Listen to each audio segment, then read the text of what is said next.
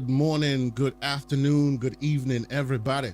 However you happen to be watching and or listening to this, I want to welcome you to the latest episode of the Gaming Circle podcast. The podcast where this week I am excited because not only do we have interesting games to talk about, we have an excellent guest to discuss it all with. I, of course, am your host, Mr. K. Asante, TKO Asante on all the places we communicate. And yes, I am joined by my illustrious co-host, but he's getting his coffee right now. So we will introduce the guest for the day. No, he's not. He's right here. Oh, he's not. I told you I'd be listening. What's going on, Mr. EverbornSaga? How you doing this morning? I'm all right. Just wrestling with my frivolous purchase demons. Okay. We'll talk about that. That is the most frivolous of purchases, in my humble opinion, sir. But we'll talk about that in a minute. If you're a fan of the show, you already know what I'm talking about. Oh, Lord. All right. So I, of course, will introduce the guest on the show today. And we are really happy to have him. You guys have heard me talk about this man's game, the game that he is a part of, the development team. I've showed some footage. I will show more today. From Games Farm, Jakub joins us. Hello. Thank you so much for joining us, Jakub. How are you? Good. Thank you so much for being here. For those who aren't aware, you guys have seen me show the footage of Jotunnslayer before, Hordes of Hel, and he is part of the development team, game designer, if I'm not mistaken. Correct? Please correct me. So that's the role that I use, but because I've been doing so many things, it's really hard to just find one. Okay.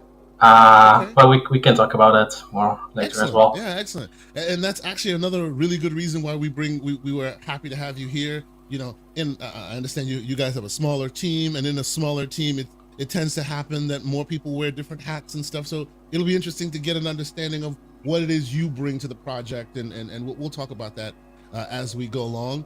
I will first and foremost thank everybody that is here right now. I see the list is growing. Thank you guys so much for being here. Hit the like button if you haven't done so. I got to do my hostly duties. Hit that like button. Consider subscribing if you are new here. We do this every Saturday morning. Myself and the man, Mr. EverbornSaga. But you know what? Before we get into this whole thing proper, Mr. EverbornSaga, you had some frivolous purchases that you wanted to discuss, sir. Well, so why don't you bring yourself to the front of the congregation and let's talk about that real quick. Before the frivolous purchase, I do want to take a moment to thank everybody for all their support on the Kickstarter campaign. We were successful. As of Tuesday, the campaign ended, but we actually are doing late pledges. So if anyone wants to go there, they can. But like, it would not have been possible without this community, without the Iron Lords, without everybody that shared it on the socials and all those things. Yes, we put in hard work. Yes, we put in a lot of our own money. Yes, we produced the book before we even came to the community, but the successful launch is only because of the people that supported it. So I really want to take a moment to thank everybody, and it would not be possible without you, and you guys are the reason that we do it. So that's, thank you. And the other thing is, because we produced the book before we came to Kickstarter, we are beginning shipping this weekend. So if you filled out your survey, your order will go out by Monday. So make sure, if you haven't filled out your survey, go fill it out, and then we'll have the address of where we want to send your stuff to. And all digital rewards have been sent out. So if you pledge for something digital, you have it already. So there's that. I just wanted to say that before we got into the shenanigans. Now, ask me the question.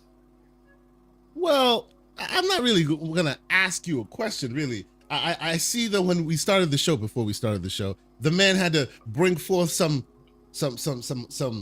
admittance, as they say. And I want you to bring it to the front of the class, sir. What is your latest potential frivolous purchase? I'm just saying. Okay, so as you know, and as the chat knows, get your bingo cards ready, Tab. I am. While I am not a fan of Elon Musk, I am very much a fan of Tesla. And everybody knows that I've been ranting and raving about the Roblox car that is the Cybertruck. And everybody knows that I've had it pre-ordered a long time. but I was waiting because they were trying to say you had to buy the Founders Edition, which made no sense. It was like a $20,000 asshole tax. So I finally got confirmation that the standard all-wheel drive version is now available. And so 3 years after pre-ordering this thing, I finally have the opportunity to take delivery. And so now Lady Everborn and I are discussing the pros and cons of moving on it now. But I do also want, because I know you're going to bring this up, the last time we did this, which was Lady Everborn's Model Y, they reached out to us at the end of 2022. It's like November, December. And they were like, if you take delivery of this Model Y that you want by December 31st, 2022, you'll get a $7,500 discount, right? But then, so I say, oh, that sounds like a good deal. But then in maybe January 20th, they announced they were dropping the price by $8,000 and the vehicle would requalify for the $7,500 tax credit. So this is what they do. They reach out to you to buy their cars when they know there's about to be a price drop, because then they know you're going to come reaching out to them. So as our great John Wolf has pointed out right here, what they do is they look in their list of pay pigs and go, oh yeah, EverbornSaga, he'll buy it before we drop the price. Let's go reach out to him. That's what they're doing to you right now. They're looking at me like how Sony looks at the people who bought the PS5 Pro. All four of them. Don't do that. Don't do all four of them. But the thing is this. So what we're doing, like me and the missus, I have a Model 3, the missus has a Model Y. My Model Y is already free and clear. So in order to just like keep one car payment, we're going to trade in hers, and depending on what they offer us, and then we'll just continue having one payment. So it won't really be a big deal for us to get it. So I'll just leave the comments in the chat to live for themselves. The great BT Maverick is asking, are you going to buy that robot as well? Absolutely not. The iRobot, like that Will Smith has to go fight against. Like seriously, it looks exactly like that. Like exactly like that. It really does. John Wolf says that Elon is out here selling Terminators. You know he is. Like really. You know he didn't even try to sugarcoat it. Listen. If, and who knows, because I'm not making any projections or whatever. If Trump loses in November, just imagine him flipping the switch and turning on the robots. No, I actually think what's more feasible is you buy your Minecraft car and it comes with a free robot in the passenger seat, you know, who's just there because nobody's gonna want to buy these things. They're gonna want to try and like push it on people, so they're gonna make it an additive. Hey, buy a Cybertruck today and you get a free what? $20,000 robot. Want the ATV that they showed off when they first showed the Cybertruck, and that's nowhere to be found. But whatever. Listen, we have a guest, Jacob. I'm so sorry. We're talking this nonsense about Elon and Teslas or whatever. Let's introduce the man. Absolutely. So Jakub, thank you so much for being here, sir. Let's get this thing started with getting to know you a little bit, right? We know you have a game that's potentially coming out soon. And by the way, don't mind the Everborn Frivolous Purchase Saga. This is what he does. It's fine.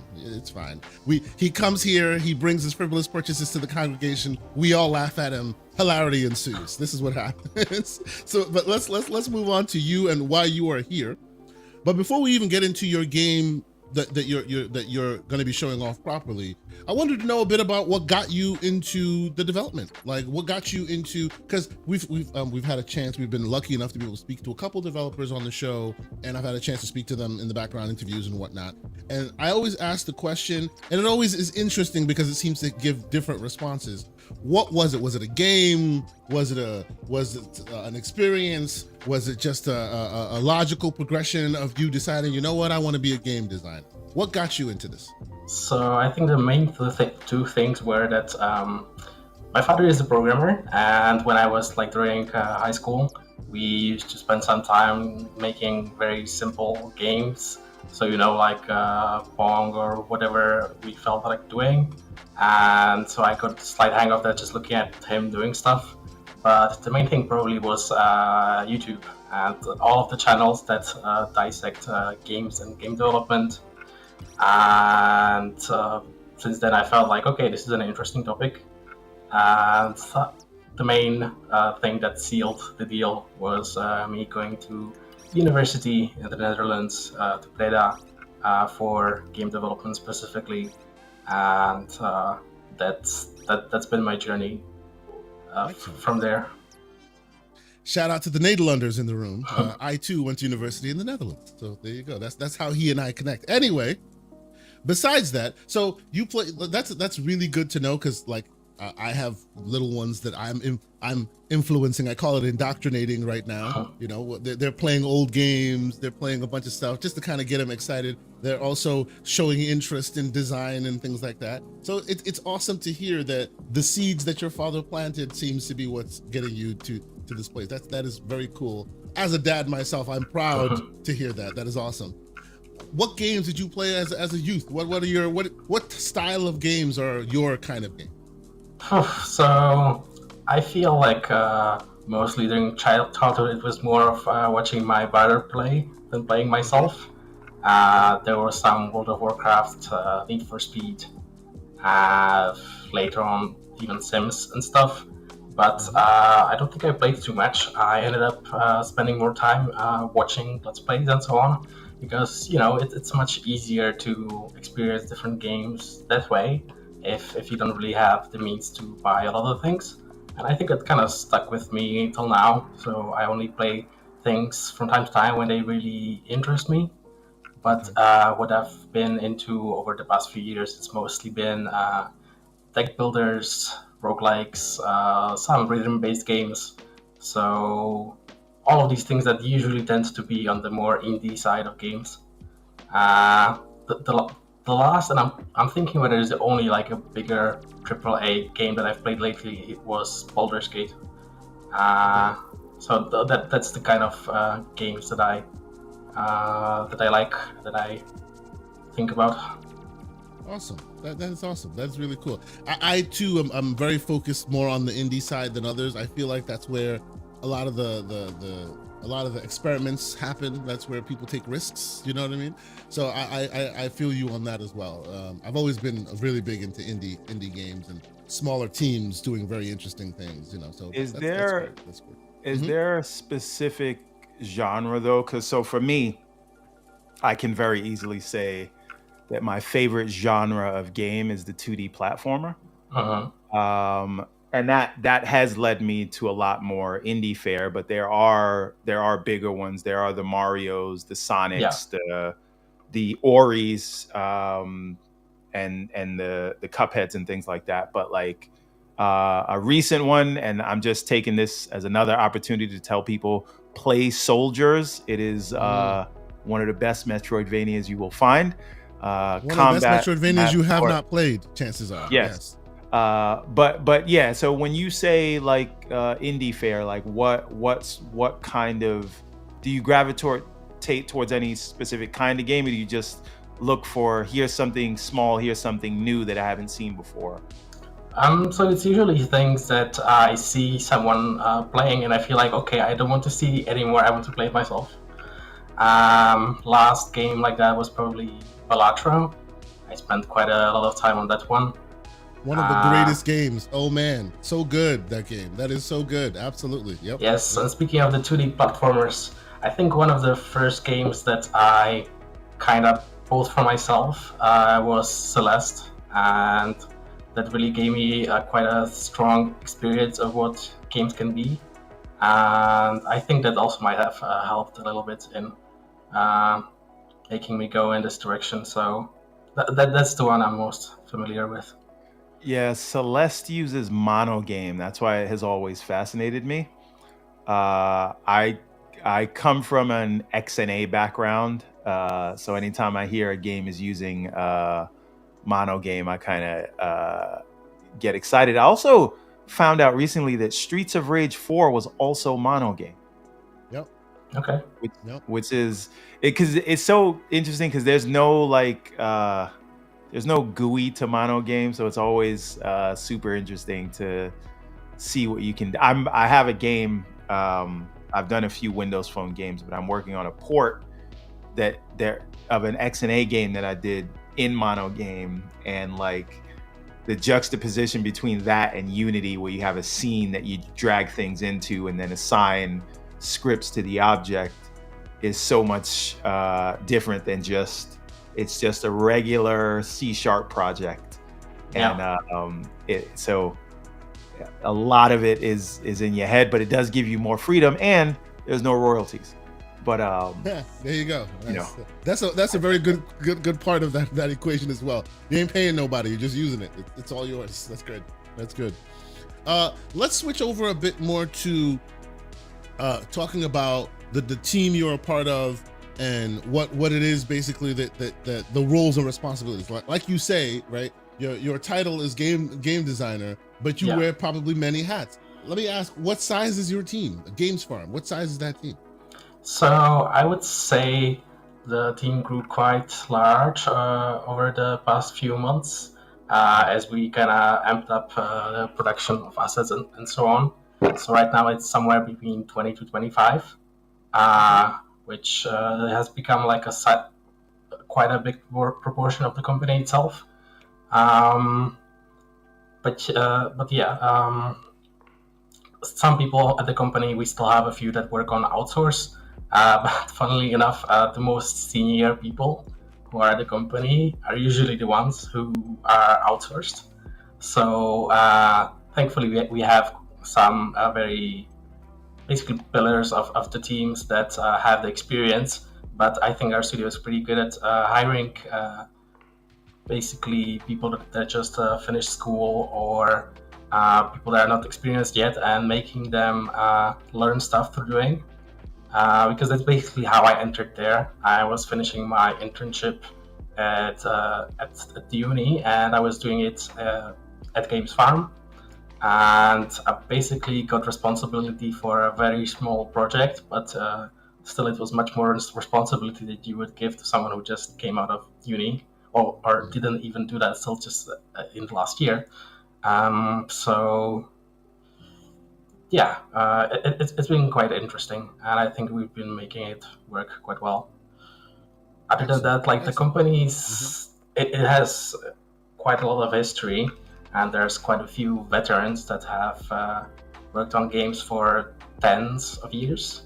And it's kind of hard to speak on that because I came there basically 4 years ago, just kind of to this environment and try to find my own place in there. But yeah, I've been pretty happy with how it's been going so far. So when you speak to the many hats, that's always something I try to balance, right?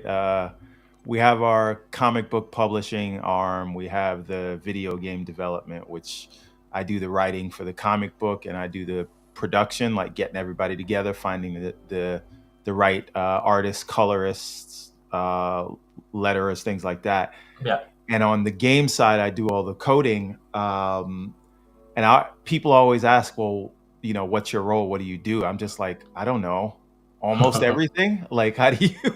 So, but I just tend to call myself a producer. Yeah. Even though I'm on the ground doing the coding and writing the story, like at the end of the day, it's just because I'm sort of orchestrating the vision.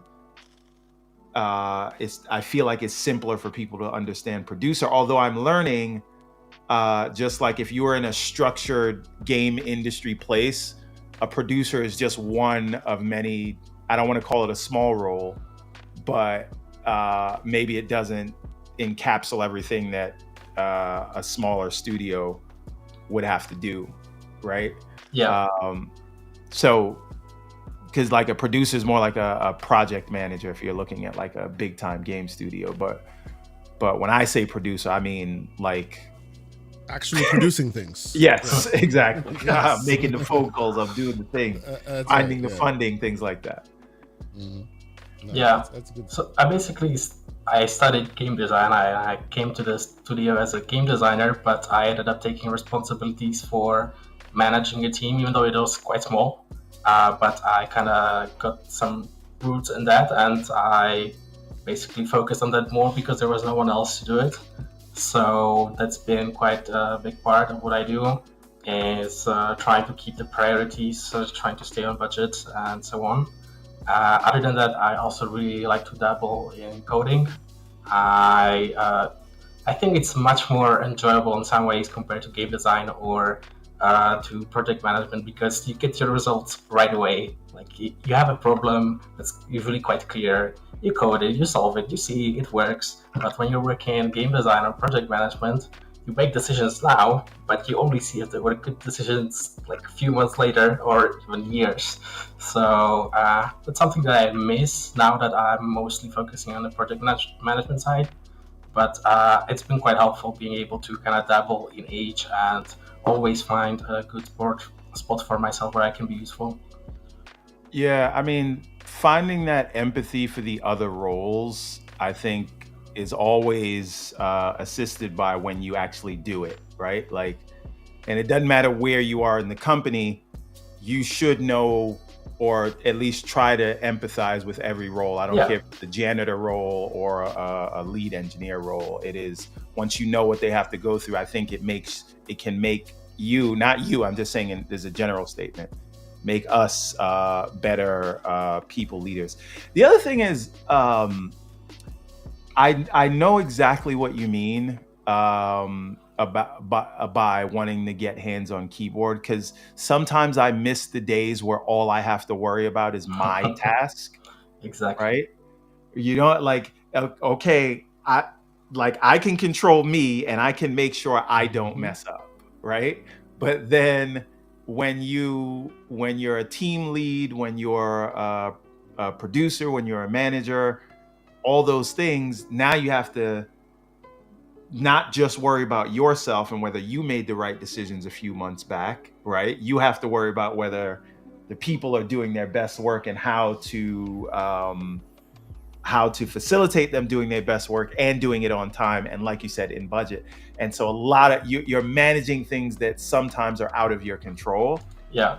And that is not for the faint of heart. I don't think like everybody like kind of like acknowledges the talent, right? But managing a team is also a talent. And I feel like a lot of the times, unless you're like Steve Jobs or something like that, a lot of the times, like people don't get credit for that role and how important it is for a team that delivers great work to have the good people in the middle. Yeah, definitely. I was kind of, I had luck that I didn't have responsibility over bigger teams for most of the time. So it was pretty manageable regarding the stress of all of that.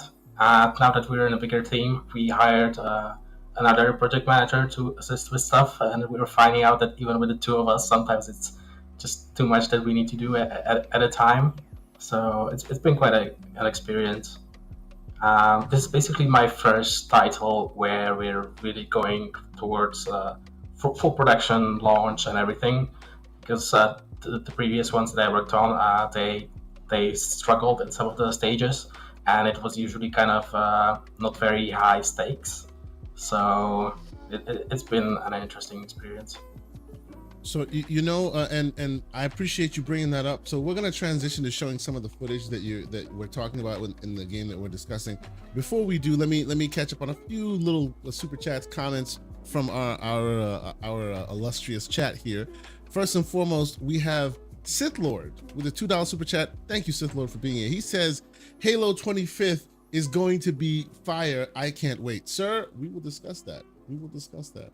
I was super excited to hear that news as well. Thank you so much. I'm really sad that I missed the show you did with Umbra on Thursday. You should have been there. It was fun. It was no, fun. I was sick that day because I hadn't been sleeping all week because of the Kickstarter and stuff. And then you don't sleep and then your body shuts down on you. So I took some medication and I was like knocked out. Did not wake up till after 10 o'clock. It happens. I listened to a lot of it after the fact, and you guys had great points about your prescription for the future of Halo. So, and actually, mentioning the great Infinite Umbra show, we have I Love Coffee, who was a panel member on that show. Great knowledgeable individual. $5 super chat. He says, I'm here to show support. Thank you so much for being here and your support. We want to have you on the show one day very soon. Developer in his own right, man that has a lot of knowledge in these spaces. So it'd be great to talk to him as well. We'll get you on a future episode, I'm sure. Okay, I didn't tell you. I invited, I don't know when he's available, but I invited Addict. Oh, nice. Great. Awesome. Yeah, we always appreciate Lord Addict on the show. Absolutely. Yeah, that'd be great. Is it Igro Fire 67? Igro Fire. I'll say it's Igro Fire. I apologize if I butchered that. With a $5 super chat, he says, just an FYI, being a little slanderous, PS5 Pro is number 2 on Steam on Amazon's video game best sellers list. Xbox hardware isn't even in the top 100. The Pro is outselling all Xbox models. Okay. That's a little bit anecdotal. Okay. But for the Amazon algorithm list that he saw, that's fine. Mm-hmm. But far be it from me to correct anything on Xbox's behalf, because they don't care. So this is the tongue-in-cheek slander that you can expect from our show usually, Jakub. People like poking us with sticks because we really are at a point. Calm down, sir. It's not that serious. Calm down. We're at a point where Mr. EverbornSaga has now ascended to what he calls the CEG PC in the living room life. So every time he sees people discussing which console is better, it's like watching monkeys fight over bananas. This is what's happening. Okay, it's I Grow Fire. Oh, I Grow Fire. There you go. That makes more sense. I Grow Fire. Apologies, sir. By the way, I've the CEG can also be referred to as the PC waters of Lake Minnetonka. Oh, get out of here, sir. Get out of here. If you understand the reference, we can be friends. Of course we do. What's wrong with you? Anyway, shout out once again to the 70 some odd people that are already in here. Please hit the like button if you haven't done so already. Let folks know we're here. We do as we do every Saturday morning. Talk to interesting people and talk about games and what we love. So thank you guys so much for continuing to rock with us and being here. Hey, by the way, let us transition. Yes, sir. Some process stuff. Mm-hmm. I tried to add my Twitter as a streaming channel, but I think they only give us 4. So if that's the case, maybe I'll take away since I'm looking at Twitch. We'll talk. Yeah, we'll talk. Yeah, that's right. Yeah, we'll Twitch talk with the side eye. Yes, I feel you, sir. You know what? Maybe I can. Can I do that? Hold on. Let me stop. Can I do that? No, it's fine. Okay. I did. So you can totally add it. Go ahead. Do that. It's all good. Anyway, we will transition. Yeah, you do. Since I removed it, you can go ahead and add it in if you can. Anyway, let us transition and talk about the actual game that Jakub is here to talk about. A game that I have talked about. I happened to catch a chance to talk with the team at Gamescom 2024. I was blown away when I came home. I installed the demo, which I advocate everyone go and install if you have not done so yet. It is now on Steam. And what game am I talking about? I'm talking about Jotunnslayer Hordes of Hel. I will let you give us the elevator pitch. What I found has been useful in explaining this game is Vampire Survivor with a Diablo 4 skin. Basically, you nailed it. I don't think there's much more to say than that. People understand quite quickly what it is. Mm-hmm. Yeah, but you guys add a lot more elements to the mix. I have noticed, right? You guys add while it's not just survival, basically, you have quests that you have to complete and objectives that you have to hit, and of course the timer's going and it's stressing you out. There's so much to it. Please, how did you guys come up with this idea? Was this just a no-brainer? How did all this come about?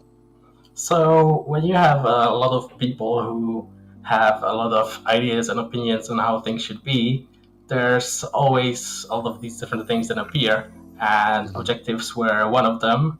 And it took us some time to kind of figure it out, to try it out, because it's not so obvious. It can be annoying to some players that they're forced to do stuff, but in general, in these type of games, I think it's a lot of the time it's just empty fields that you're moving through, and you're just trying to survive. And so what we're trying to do with all these, with the ritual and with the objectives, and also things you can find around to kind of make the place feel more interesting by itself, and also make the player kind of move around more and think about where they're going now, what they're focusing on, and so on. So that's one of the things that we're kind of trying out with this title. That's maybe a little bit different to the other games. Other than that, other than the basics that you see in the genre, whenever you're choosing skills upon level up, you get a choice because there's different gods, and you can also choose skills from your class.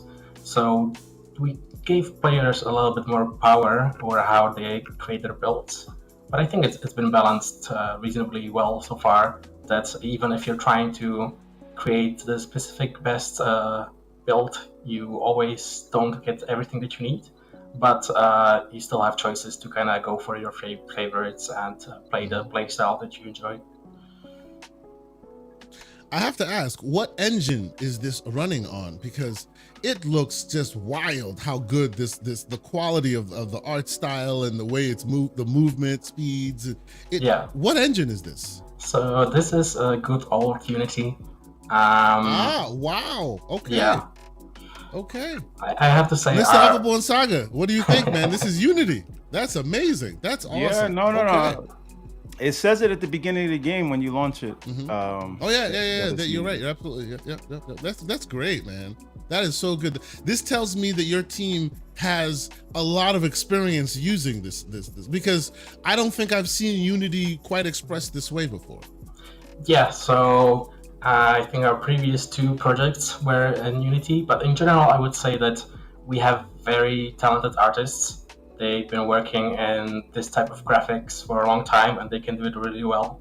And combining that with some optimization for the higher number of enemies and everything, I think we really did it justice, even in Unity. Yeah, that's the thing about like Vampire Survivor gets crazy, but it is very like it's 2D. It's and even then they're using very small textures and things like that. So to have like this many 3D models on screen, yeah, I played on a big 4090 rig or whatever. But like, what is it like when you say play this on a Steam Deck or a ROG Ally or one of the other handhelds? Yeah, this is where I play it mostly. I play it right here on the handheld, so it's beautiful. Please go ahead. Yeah. Yeah, I think that's one thing that's been kind of helping us is trying to make it still work on a Steam Deck. And it's not always easy, but I think it really kind of, because a lot of these games, they are not very performance heavy, so they're quite accessible to players. And even though we're trying to go for a much better look, this is not a big AAA title with ray tracing. We want to keep it accessible for people. So our hope is to keep it working well and enjoyable on a Steam Deck. So just one more Unity question. I actually have two Unity questions, but the first Unity question is, what do you feel about the recent sort of debacle with the licensing fees? Did you guys take that into account? And then the reversal, and now they've made even more changes by getting rid of the usage fee? Yeah, so overall, I think it's good not to be attached to one platform specifically. Thankfully, over the past few years, we've been branching more into other engines, especially with outsource. We have a lot of talented people doing stuff in Unreal Engine, so we're ready. If something gets wrong, we can always kind of pivot. And I think we've kind of kept that in mind for any projects that will be worked on. Because the kind of graphics that we were going also in the previous titles, I think Unreal Engine works pretty well for that. But we just did not have the time to switch, so it's always on the table if the right situation arises, and if some more bad decisions happen at Unity, we at least have other options.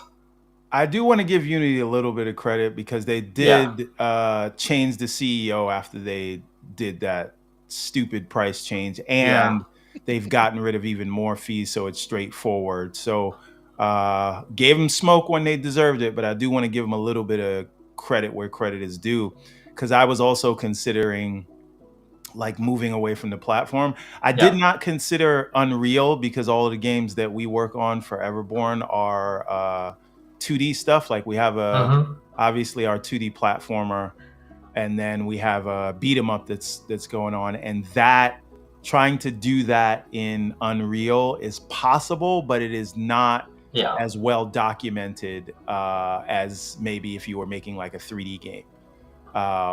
So for us, it was all right. We're gonna if we move away from Unity, then we're gonna do Mono Game, or we're gonna do Godot, or Game Maker or something like that. But since they've reversed course, we feel pretty comfortable, at least for the time being, to continue the work that we have in Unity.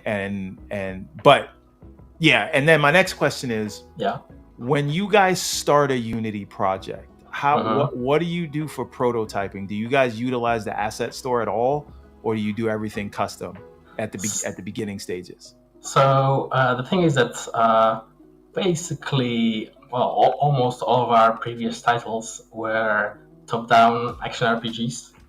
Okay. And the last project, it was developed in Unity. And so we built upon that mostly for prototyping. So if you already have the systems working, it's fairly easy to get something playable, using existing assets or whatever, so you can get there reasonably fast. Other than that, we also have a cleaned up version of the project because you cannot keep taking the same code multiple years and keep reusing it. So it's a balance of using what we have, what we know, what we've made, but also cleaning up and trying to improve on things. Yeah, that and we could move on from this because I don't want to bore the audience, but that's another thing that we are over on my side trying to do, is say, okay, we've built 1 million prototypes and there's a lot of stuff. Like we've built full games that we haven't even released. But there are tools that we've built that we think we can extract and make them into their own sort of projects that we can pull in. And so if there's something like a leaderboard, if there's something like a daily challenge, if there's those things, since we've coded them for different things that we've built, we can just bring them into another project and say, okay, this one is going to have this kind of leaderboard and that kind of daily challenge, or this animation class, things like that. So right now everything's bespoke to the different projects we worked on, but it's a big thing that we want to get going to, like, pull out the pieces that would be used in every game. So I totally get that. Yeah. We could technically bring this discussion towards something that players probably care a little bit more about, which is multiplayer, because that's been a thing on a lot of people's minds, whether co-op's coming. And that's basically one of the issues that comes with projects that have been changing a lot, that if you don't have working multiplayer throughout, and if you don't keep it working, then it's really hard to kind of bring it back. So all of us kind of still have that in mind, but if we want to do it, we basically will have to kind of start a new version of the project, really import only what we need. So there's some downsides of reusing existing things, but if the early access is successful, if things go well, we have quite a lot of talented programmers, and I think we can start working on that. But it all depends on priorities, because there's still so much to do, even with what you're seeing here, even without thinking about multiplayer. So. Excellent. Question, and I get it in the chat. They want to know what platforms we can expect this on. I know right now it's on PC, right? Right now it's in early access form on Steam. You can actually play the demo that I'm playing right now via NextFest. It is available on Steam right now. I just put the link in the chat. So please go ahead and check it out. It's called Jotunnslayer Hordes of Hel. But ultimately, before you take the pen off of the pad on this one, what are the various platforms you guys are targeting for it? So right now, as we're mostly going for the demo and then early access, we're trying to kind of polish and create a thing for PC because that's the easiest platform for that. But in general, we've released our games previously for Xbox and PlayStation. So I think those are very doable in the future. Okay. But right now, not too much on our radar. First, we want to make sure that what the players get to play is enjoyable and we deliver what we're kind of going for. Excellent. I have another kind of esoteric question. Yeah. On PC, you guys are focusing on Steam. Yeah. Is there any difference between the submission process for Steam and say the Xbox PC store or the Windows PC store?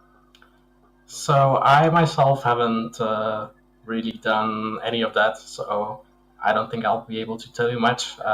In general, what I know is whenever you're trying to do something for consoles, it's a lot of work. But if you're staying on PC, I don't know too much about all of the different stores and what they expect.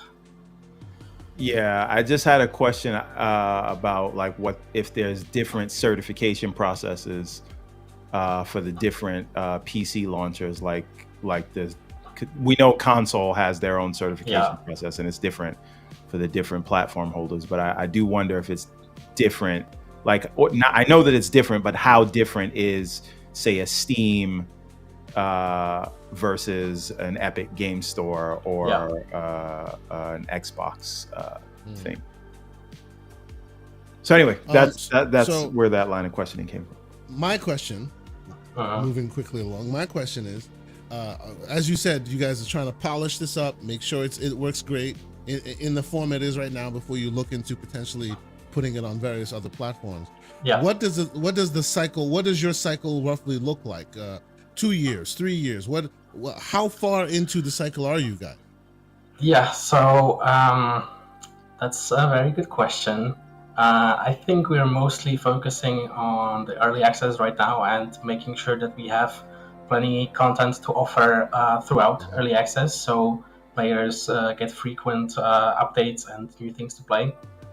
So there's not a specific review right now for the 1.0 version. Yeah, I don't have much information. So more to come later when you guys are ready. It'll be done when it's done. Is basically what Understood. Yes. Understood. No, and that's fine. Absolutely. The folks in the chat are excited for it. Many people want to know when they can get their hands on it. I would once again, and you'll see this is a pattern on our show. I'm always advocating that people, if you're a console player, add another maybe PC-like device to your ecosystem, your playing ecosystem, because then you don't miss out on these things. You know what I mean? Then you don't have to wait 2 years or whatever it comes to console. You could be part of that play test, that early access right now, and it's actually pretty much free in its current form. You could just go download the demo. They keep adding more stuff to the demo, so it's just there's no downside. That is why I advocate, even though there are haters, that everybody go and get a mini PC and put Bazite on it. Oh, really? Now that's what you advocate for everybody. Absolutely. Anyway, I can't tell everybody to go and listen. If you got it, go get the 4090, put it in the bedroom. Sure. RGB put it lights in the bedroom all night, baby. But what? Calm down, sir. What are we doing? If you are a console person and, like you said, you want stuff like early access and all that, I'm not saying it has to replace your Xbox or PlayStation, but as an additive thing, you can get in the door for $400 or $500.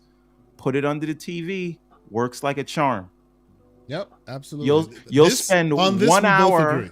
Yes. You'll spend 1 to 2 hours on the setup, and then it's set it and on the forget tweaking it. and twerking, and then it's set it and forget it. Yes, absolutely, absolutely. So, okay, before we move forward, let me ask, because you guys have had this game in its demo form for some time, right? Yeah. And it looks like you're now adding more content to it for the next fest, and that event. Can you tell us a bit more about what players can expect what's the difference between the demo that has been available for a while and what you guys are doing for Next Fest? Yeah, so I think it's starting Monday. You'll be able to play the Next Fest demo, which will have the new character that you're seeing right now, gameplay of, the Revenant, and also one other god, which is Loki. And that's the main part that you'll see as content. But what we've also been working on, kind of listening to the community about, is randomization of objectives. Because before we had set objectives that spawned at set times, but now at the higher difficulties, you'll be able to choose whether you want a more difficult or easy one, and from different types. So there should be more replayability from that side. Of course, there's always ongoing work on the UI. It's quite a big monster that's to deal with in this type of game. There's so many different screens that we're trying to improve on, and you can stay tuned to all the updates. There's always going to be something new in every future patch regarding that. So I think mostly that, yeah. Great.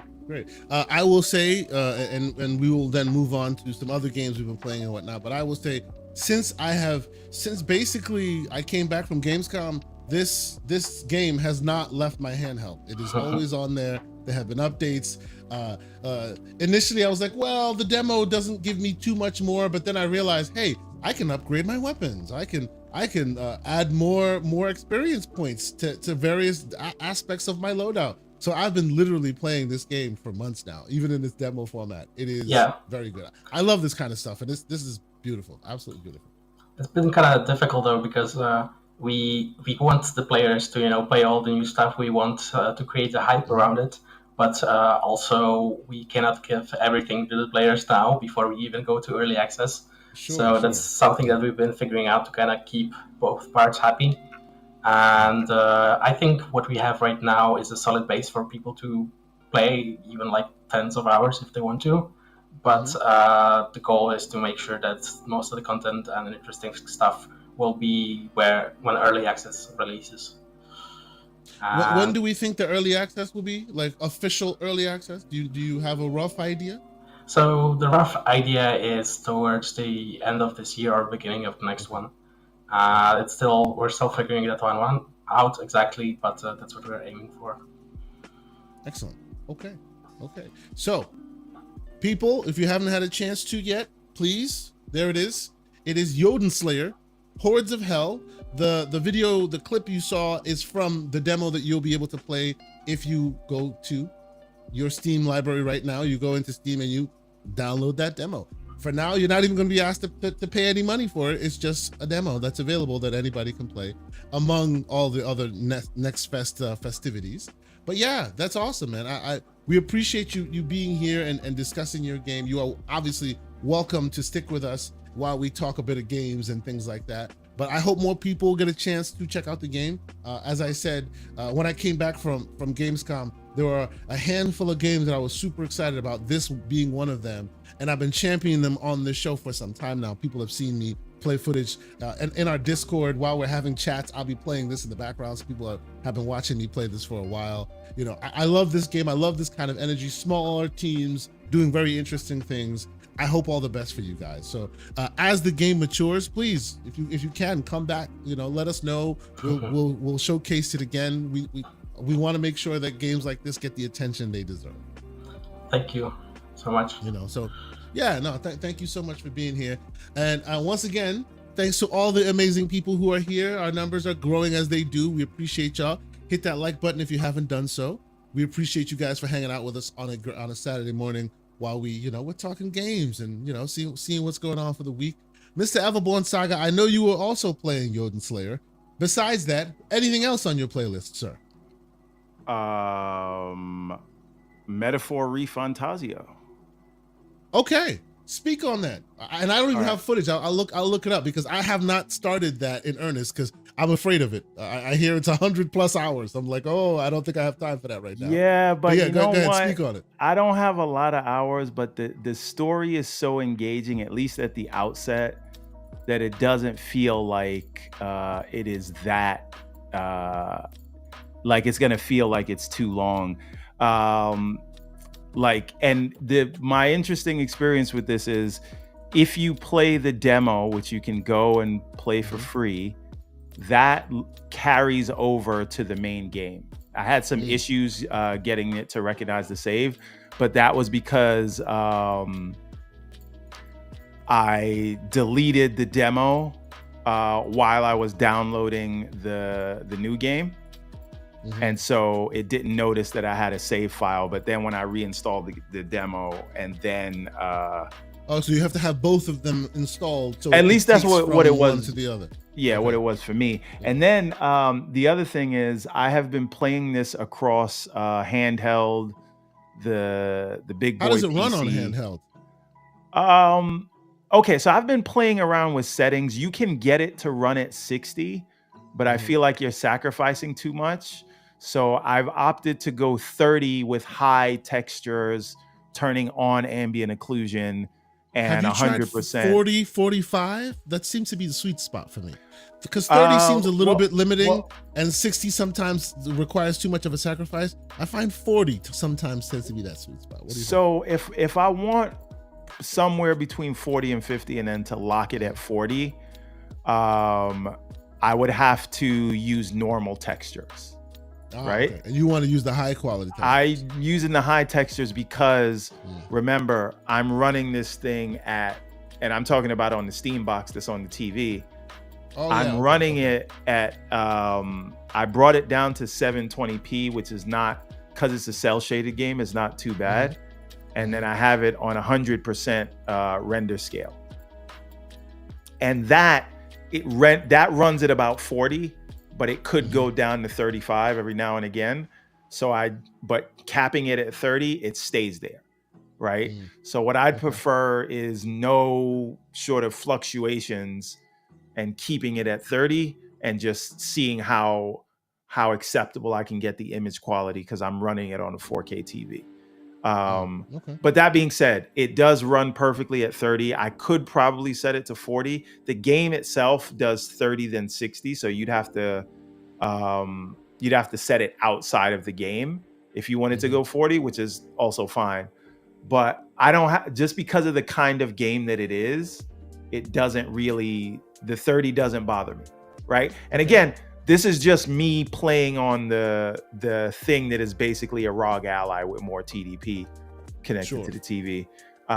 That's what I have in the living room. The ROG Ally X, as long as you put it on 17 TDP, you can get a lock 30 with the same settings. Then, like I said, I'm running it. I don't put the FPS counter on the 4090 because you're getting the size, but then I play there.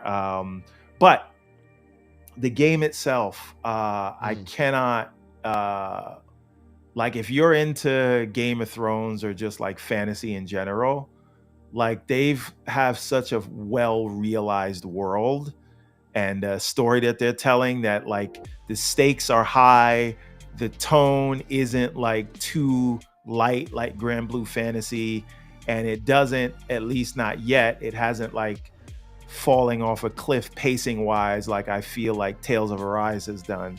I'm trying to talk about this without spoiling it, but even this, because a lot of people want to play this. The subject matter, the voice acting, obviously the UI, the way the turn-based UI mechanics is special, are working. bro. The UI is special. You can definitely see it. This seems to be Atlas's bag for so long. Making very interesting and fun UI. By the way, I read an article where the UI UX designer from Atlas said it was the most annoying part of the whole development process, getting the UI to be as special as it is. But yeah, it looks like it's really special. It looks cool. The other thing that I noticed is it doesn't look wildly different. Again, this is because it's cell shaded. Doesn't look widely different on the 4090 than it does on the handheld and stuff. But timeless art style. Yeah, and then the textures of the environment are still going to be muddy no matter what you do. So you could turn it up to rendering at 4K, which is what I have on the big machine. But like visually, my eyes aren't seeing that much of a difference, except there is almost no, I don't want to say almost no, but there's way less aliasing that happens in the with the items in the environment, like the draw distance or whatever. So I cannot put it down, and it sucks because I was in the middle of playing Space Marine 2, and then you're we never know going to the Call finish of Duty Space Marine campaign. 2, sir. No, I have to put this down. I have to put this down, or I'm not going to play anything for the rest of the year. This is why I haven't picked this up, because I see the daunting 100+ hours, and I'm like, I'll play you later. Yeah, but it's a good 100. Is at least so far. I'm at the beginning. I don't think you're going to regret it. Now, look at A. Rodimus in Colombia. What are you doing out there, sir? What kind of deals are you making happen? Sir? Shout out to you, good sir. How you doing? Good to talk to you from Colombia. This man. All right, that's good stuff. Excellent. Hard to all right, so yes, I know he's having fun with some people down there. All right, calm down. So, the other thing is, I did want to just highlight the run that Sega has been on. And I think it really started with the release of Streets of Rage 4. It's kind of been hit after hit after hit with very few misses since Streets of Rage 4 came out. And, this year alone, they did the new Yakuza, that did 1 million, right, in the first week. They did the Persona 3 Reloaded, that did another 1 million in early on. This does 1 million in the first day. I know you could like pre-order it or whatever. I pre-ordered it like a week before, but still, by launch day, they've done 1 million. And you see, I let's just say I know about Colombia. Move on, sir. Move on. Anyway. But what are we doing right now? Calm down. No. Okay, we're back to we're talking about Sega and the run they've been on. And so this year alone has been amazing. And then we get the announcements for Alien Isolation 2, which everyone has been waiting on. Oh yeah. And then we have the Sonic 3 movie coming out with Shadow in it, and then they have the Sonic X Shadow Generations, which is one of the best Sonic games ever made, Sonic Generations, and now they're adding to it. Real quick, let me ask Jakub. Jakub, how do you feel about Sega, sir? Because there's a requirement on this show, at least one half of the show, that has to like pay fealty to Sega. How are you feeling about Sega, sir? I guess I might be a little bit too young for the best stuff and for all the consoles, especially like not being in America or I guess Japan and not having like all the consoles that we had here were a little bit later. So I think I haven't heard any bad stuff about Sega. So No. I think what you're saying is super useful, because I always get the feeling that in those regions where the attention is paid a lot, people have this assumption that it permeates everywhere. And where you are, it hasn't permeated as much, right? It's a different logistics on the ground. Okay. Yeah. So for you personally, it's the consoles are not as prevalent in the gaming sphere. Well, I mean they are now, but I mean like in the past they haven't been as prominent in like people's childhoods, where in let's say America and so on. So maybe that's why in general it might not be okay. Yeah, if you're on the internet, if you follow English media, you see the consoles, but you probably don't talk with your parents much about what they played in their time. Absolutely. Yeah. See, and I think that is super useful to bring to our audience, because I think people sometimes have that misconception that the way that they are marketed to or the way things are where they live is equal across the board. And it's always enlightening to hear from a different place, different sources, and how their gaming is interfacing, and maybe the lack of attention for consoles or PC or whatever is going on. Yeah. You know, so that is super useful. But Everborn, yes, Yeah. continue. You were Yeah. throwing flowers at Sega. Continue to throw your Right, flowers. and so it's not just Yakuza, which they're doing fantastic with RGG or Atlas, as just Atlas just does not miss, right? But they've got, as I said, everyone loves the Sonic movie franchise. They've successfully like transitioned Sonic to film and television with the Knuckles TV show on Paramount. You saw that, you liked that very much. They've got Keanu Reeves playing Shadow, and then they're bringing back Sonic Generations and adding Shadow to it with Keanu Reeves as the voice. You have to get the special edition for that. That's a little bit messed up. Like you got to get the special edition in order to get Keanu Reeves' voice. Come on. Yeah. So what happens is that part of it doesn't come out till December 3rd when the movie comes out, because they're gonna do scenes from the movie. So it's technically a movie tie-in. But the other thing is, it doesn't even stop there, because remember, they did that game with Apple, the Sonic Dream Team, which was a hit, and it really brought console-style gameplay with a controller to the phone. And I'll wrap it up because I see you, Dorian Gray.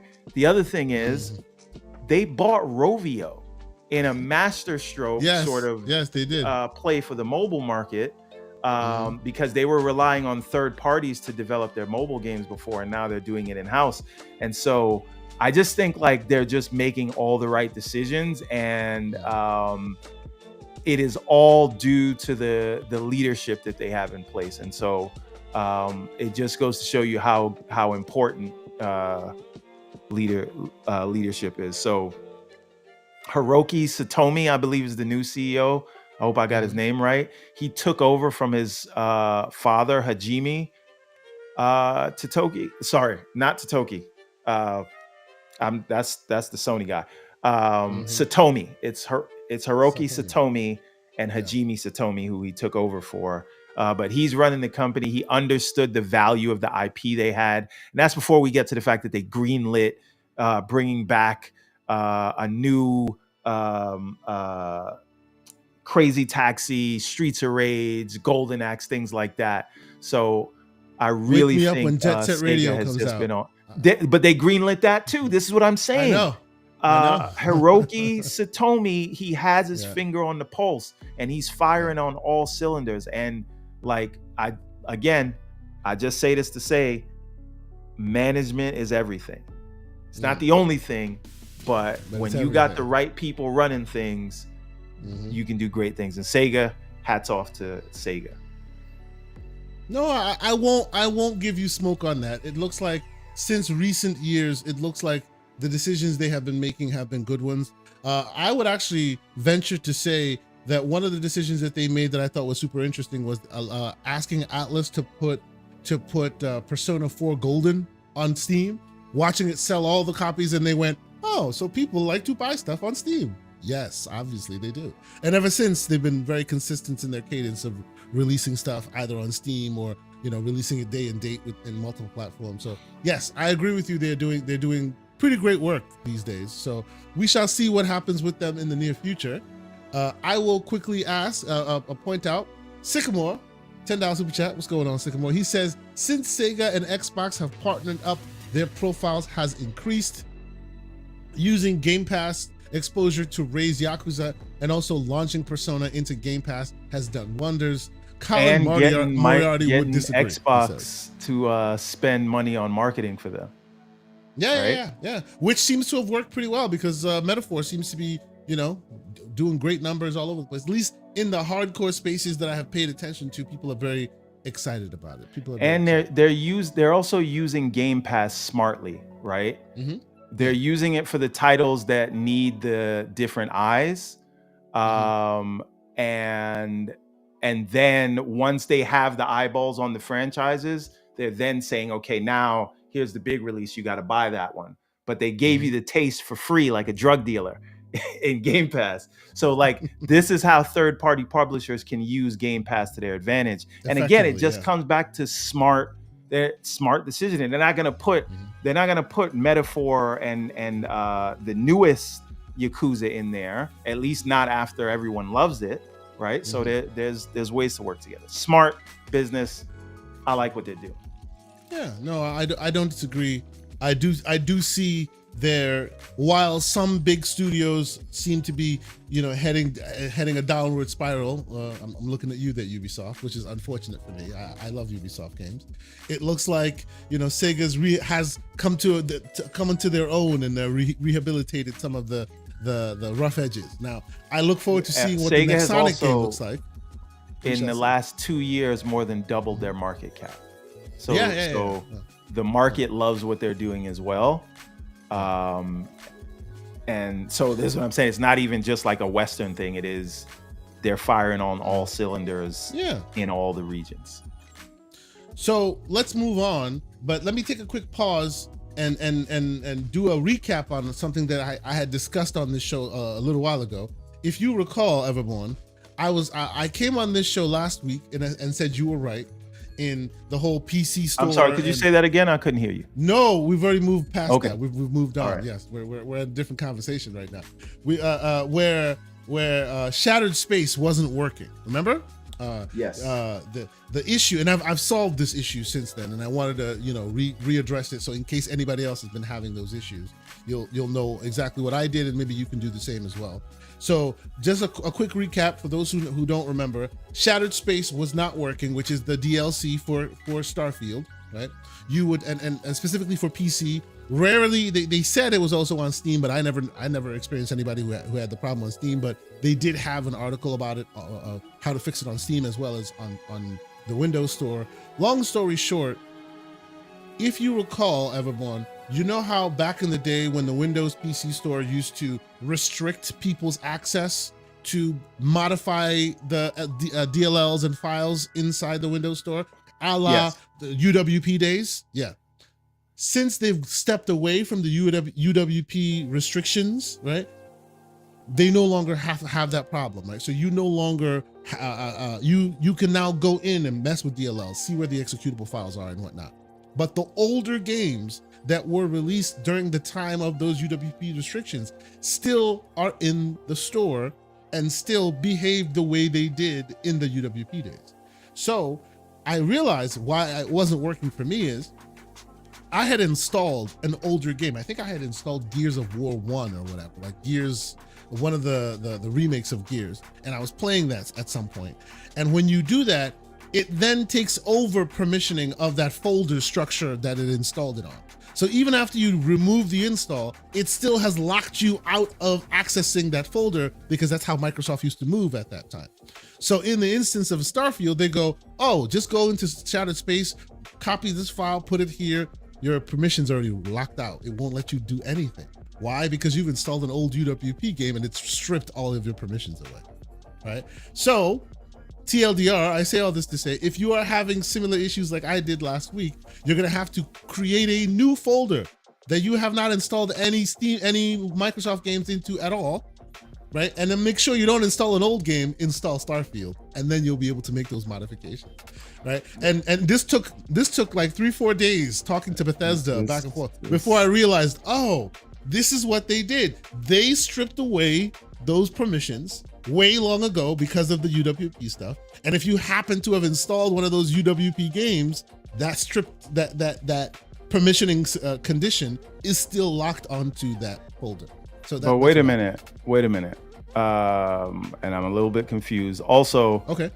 Shout out to Lon. Sounds like a lot of tweaking and twerking. But my question, sir, is Starfield is not a UWP game. So what? No, it's not. So any game, because remember, you go into the Xbox PC store, you decide what folder you'll be installing their games into, right? Every game will then go under, mine is called Xbox Games, and it's under my G folder or whatever. And every time you install a new game, it'll go into that hierarchy. It'll go into that folder. It'll install in that subfolder. And when you install a game that was UWP compatible way back when. Like if you install original version of Gears, if you install the Remedy game, a few of the other games that were around back when they had the restrictive policies, just by the nature of installing that game, it looks at the folder structure and then locks it down so that you, the user or the administrator, have no permissions to make any edits to any of the subfolders within it. Because that's what even UWP if you install did. it today after they've stopped that policy. Even if you install it today, because those games have not gone, they haven't gone back in and stripped those things out of those binaries. They still exist. So the way they were deployed back then is still the way they are deployed today. So new games, no issues. Older games will still lock you down. Now, of course, what's happening here is that older game I installed poisoned the well that was that folder structure. So if any new updates come out and, oh, you need to move something, yeah, your permissions have already been stripped away because you've installed an older game. Get it? Yeah. Even if after you've uninstalled that older game, because it won't undo what it did. It's I'd crazy, rather just right? buy the game on Steam. I'm sorry. Instead of dealing with all that. There you go. But I'm letting y'all know because I remember coming on here and ranting and raving about how I could not get this thing to run. I actually figured it out by installing it on here where I hadn't installed any of the UWP games. And but the fact that you had to do that is still a reason to rant and rave. But we'll. Oh yeah, no doubt. This is me ranting and raving right now. This is me going. This is all that I had to do in order to get this thing to work, which was highly unnecessary. As long as you're not trying to say it's not a problem because you figured out the answer. But okay, that's fine. No, sir, I get paid to troubleshoot. I don't want to troubleshoot when I'm playing games, man. This is terrible. Okay. But yes, I felt the need to bring it to the congregation. I felt the need to bring it to the congregation because we had talked about this in the past, right? We talked about what issues that stopped me from being able to play it. This is what stopped me from being able to play it. But yes, you too, if you're having the issues, either hit me up in the DMs or follow this line. Create a new folder, put it in there, and it'll run right. And yes, I see you, Dorian. He is right on that. Technically, it's not PC gaming; it's Windows. that is the problem. It's Windows. Specifically, this issue was Windows. But yes, we shall move forward. We shall move forward. Shout out to 120 plus people watching this. Please hit the like button if you haven't done so. You know, please consider becoming a channel member or somebody who frequently joins us because we enjoy having great conversations with you guys on a Saturday morning.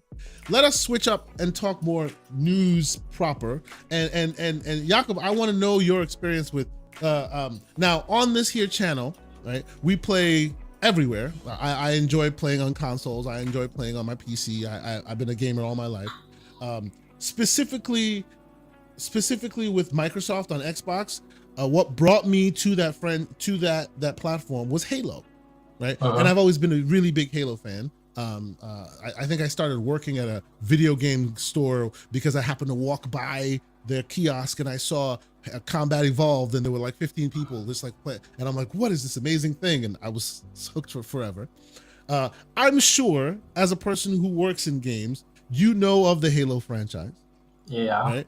And as a developer, you presented it presents us with an interesting opportunity to get your thoughts on this.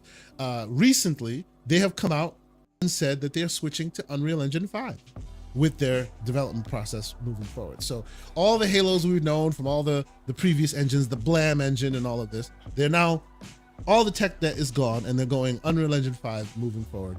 What are your thoughts in general of UE5 and this decision? I think it's going to be interesting because it's still fairly new, at least from my perspective. And I'm not sure if there are any other big titles that are kind of embracing Unreal Engine 5 at the moment. So I think it's nice to see someone bigger kind of take a hit at it, and we'll see the results. Other than that, I guess we'll see. Yeah. What about you, Mr. EverbornSaga? What are your thoughts on this? I know you're a big Halo guy. They're going UE5. What are your thoughts? Okay. I have a lot of thoughts on this. Please. As a self-proclaimed Halo campaign stan, I love this idea. As am I. Yeah, okay. I love the idea that they're using an engine that will allow them to iterate faster. I think the biggest second biggest behind Concord But the biggest fumble bag of this generation is the fact that they left the Halo Infinite campaign to dry out on a vine. And all the issues with Halo Infinite were not around people not liking the campaign. It was people wanting more of the campaign. All the issues around Halo Infinite were not around whether the game was fun to play in multiplayer. It was that they didn't have content or the Forge. And the thing that they have right now, more than they've ever had with Halo Infinite, is content. And they have a Forge for the community to make content for when they can't make it themselves. And they're adding a third-person mode. So now people consistently play the game. There's still a decent amount of people playing it, right? But you know what would bring millions of people back to Halo? More campaign content in Infinite. And now that you have the I content, have been advocating for that for a long time. now that you have the content to meet them, though some portion of those players will transfer over, and you can actually have a big, sustainable, healthy user base, right? But they don't want to do that because I guess there's so much technical debt there, and they have all their other issues. So they want to use an engine that is more easy to get up to speed with for when they bring on new people. Right now, I know some people say this doesn't go far enough because one of the primary issues is how they handle contractors. But unless they are going to move out of the state of Washington, this new studio, I don't know that can be avoided because that's a Washington state rule. Yes, but if you actually watch and once again we'll call out that great episode that I was a part of with Infinite Umbra on his channel. If you watch that show, you'll hear I Love Coffee, who has good experience in that realm, speaking about MSPs, managed service providers, right? And in the enterprise world that I work, managed service providers move the needle in many ways. And for those who may not understand what a managed service provider is, it is a company who you hire to bring on board and become your support arm, right? So I actually have a managed service provider for the company I work with now, and I used to work for a managed service provider in the form of HP Enterprise. I used to work for them, and we would then be leveraged to our customer, whoever the customer may be, and then we would take care of all of their technological support, whatever the contract states needs are for an extended period of time. So yes, we are contractors, but we're there for like 10 years sometimes because we basically take that environment as our own. We become the people you call when you have any kind of needs. So it sounds like the 343 or Halo Studios is transitioning away from we're hiring this contractor for X amount of months, we're hiring that contractor for X amount of months, and instead are going towards the paradigm of you, company X, are now our MSP, our managed service provider, and you will provide us all the resources we need with whatever discipline we're looking for based on the contractual obligations that they fill out.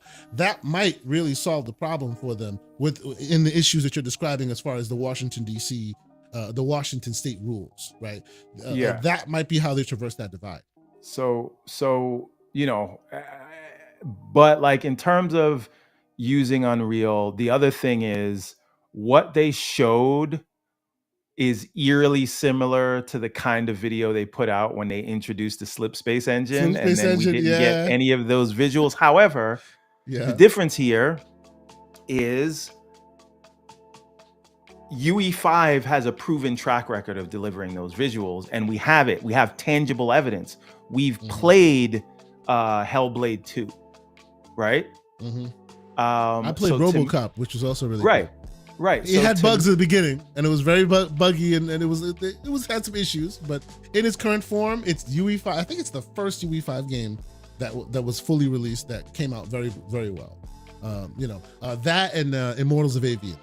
Yes, right? Those are the two so far. And to me, Hellblade 2 is one of the best looking, if not the best looking game any of us have ever played. Right. Sure. And so, if you're telling me that Halo Studios now has access to the motion capture studio that they built for Ninja Theory, and they have the expertise of the Coalition that can help them transition to this engine, and they can more focus on just making the game. I'm all for it. My biggest question is twofold. Can they make a UE5 game feel like a Halo game? And then secondly, does Halo still need to feel like Halo? And I say that to say a lot of people love God of War 2018.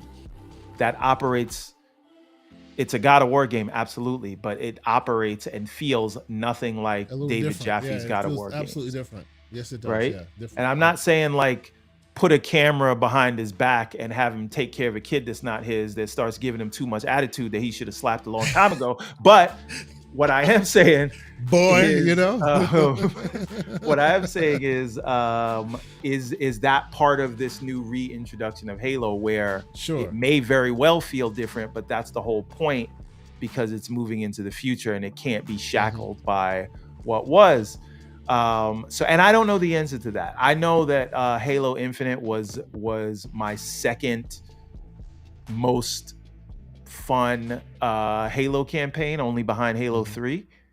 So I don't want them to mess with that feel. I just want them to tell more stories, and having Halo look the way they showed here, or look like, because that's the thing. They have amazing environment artists, right? Yes, they do. Now, if you give them an engine that can live up to their art, that Pacific Northwest, what they did, those Icelands, the flood world, all of that is fantastic. And again, I think this tells us, especially when you hear they have multiple projects underway, I think we could be going back to a time where we're getting something new from the Halo universe. Maybe every 2-3 years. One thing I do want to say before you say this, because and maybe this is what you're getting ready to tell me, there is part of me that laments one more bespoke engine in the industry going away. This is where I was going to go, and yes. I want Jakub to weigh in on this as well. So let me tee this up. Let me tee this up. So Tim Sweeney comes out and talks about how ecstatic they are that Halo Studios has decided to bring this franchise to Unreal. And to me, that just kind of reeked of Bill Gates being on stage at the Apple event, right? It is, you think of the meme of the Grim Reaper knocking on doors, and each of the doors is a bespoke game engine. And the last one he got was the red engine from CDPR. And now he's got Slipspace. And what is next? Is it the Creation engine? Is it something else? Right? The last two standing are going to be like id Tech and the Decima engine, but like it really feels like we're on a slow march. Sweeney's falling asleep at night, sleeping at night, going, Unity, I'm coming for you. That's what he's doing right now. That's like this doing. Is the thing. I mean? Well, Unity is safe because it doesn't seem like, and again, maybe they will, it doesn't seem like Epic is taking 2D and mobile gaming seriously. Hey man, but once they used to not be taking open world seriously, and then they went, oh yeah, hold my beer, and now they're taking it seriously. So you know what I mean? And the last thing is, if you were concerned, because at first I was like, can UE5 handle an open world multiplayer? Absolutely they can. They have Fortnite. And can they handle the Forge? Absolutely they can, because they have a Fortnite builder mode, right? That's right. So yes, it can do those things, and having a big studio like what is Halo Studios, this is what was a good point that Jakub made. Having them being able to focus on it and knowing how important Halo is to Microsoft, so that they will have those resources, like even more than what the Coalition has. And we've seen what they were able to do, and we've seen what Ninja Theory has been able to do with a shoestring budget. What will they be able to do with Halo? That's only exciting. So I like it, but I do lament the fact that we've lost another bespoke game engine. That's the part I want to talk to Jakub about real quick. As a developer yourself, right? We and some of us are older, I understand. We come from a world where bespoke engines were basically par for the course. It was part of getting your vision out. Now it looks like, engines, and I know you use Unity, engines like Unreal are gobbling up all of the bespoke engines, right? I love the CryEngine, for example. You barely hear anything from them these days. They are still doing some things, but the attention is always Unreal, and more Unreal. I say they're feeding the beast, right? Unreal can't do something, give them a month, they'll make it do something, right? Oh, the next version, it can't do open world. Well, they'll add that in. It can't do 2D, give them time. They'll add that in. Are we heading down a path where Unreal becomes the unwieldy monopolistic beast of gaming? What do you think? Hopefully not. Like, I cannot really speak much about where it's heading, but in general, I feel like there's a certain charm that comes with bespoke engines, because any engine that you have, it's good at some things, it's worse at other things, and whenever you're making a game, you tend to focus on the things that are easier to do with your tools. So having less engines kind of be spread across might kind of lead to more games being similar. And also, I feel like when you have a company that has long history of good games, and if you have a bespoke engine that you're working with, it's much easier to kind of transfer that knowledge and skills from the past and things that you've created before. So that might be something that might not be as great as when everybody kind of joins on the big ones. No, I agree, and honestly, you know, I'm not the guy holding the sign up saying it's the end of days. You know what I mean? As a Halo fan, I too am excited at the fact that since they're using the engine, because that's what it is the engine now in AAA development. That is the engine, right? I'm excited that could potentially lead to quicker iteration of the games that you love, right? You can hire a developer who already knows the tools, jumps in day one knowing the tools and can get to work, and as such that benefits the game as a whole. But I do have that feeling that, you know, I loved the idea of different engines like you're describing, having their pluses and minuses and doing unique things that you can look at, because hey, this engine does this and it does it very well. That engine does that and it does it very well. They bring new things to bear. And I kind of feel like, you know, 10 years from now, we'll be sitting there going, remember when there used to be all these different engines? And now it's just Unreal or Unity. Right? Yeah. If you're making mobile, if you're making 2D, it's Unity. If you're making AAA, if you're making you know, more 3D fare, it's Unreal. I kind of feel like that will lose something in gaming. I don't know why. I don't know what it is. What do you also think? Like the engines that you see that are becoming popular, they basically reflect what kind of games will be made with them. Because Unreal Engine is focused on how it looks. So I guess players are always asking for things to look better.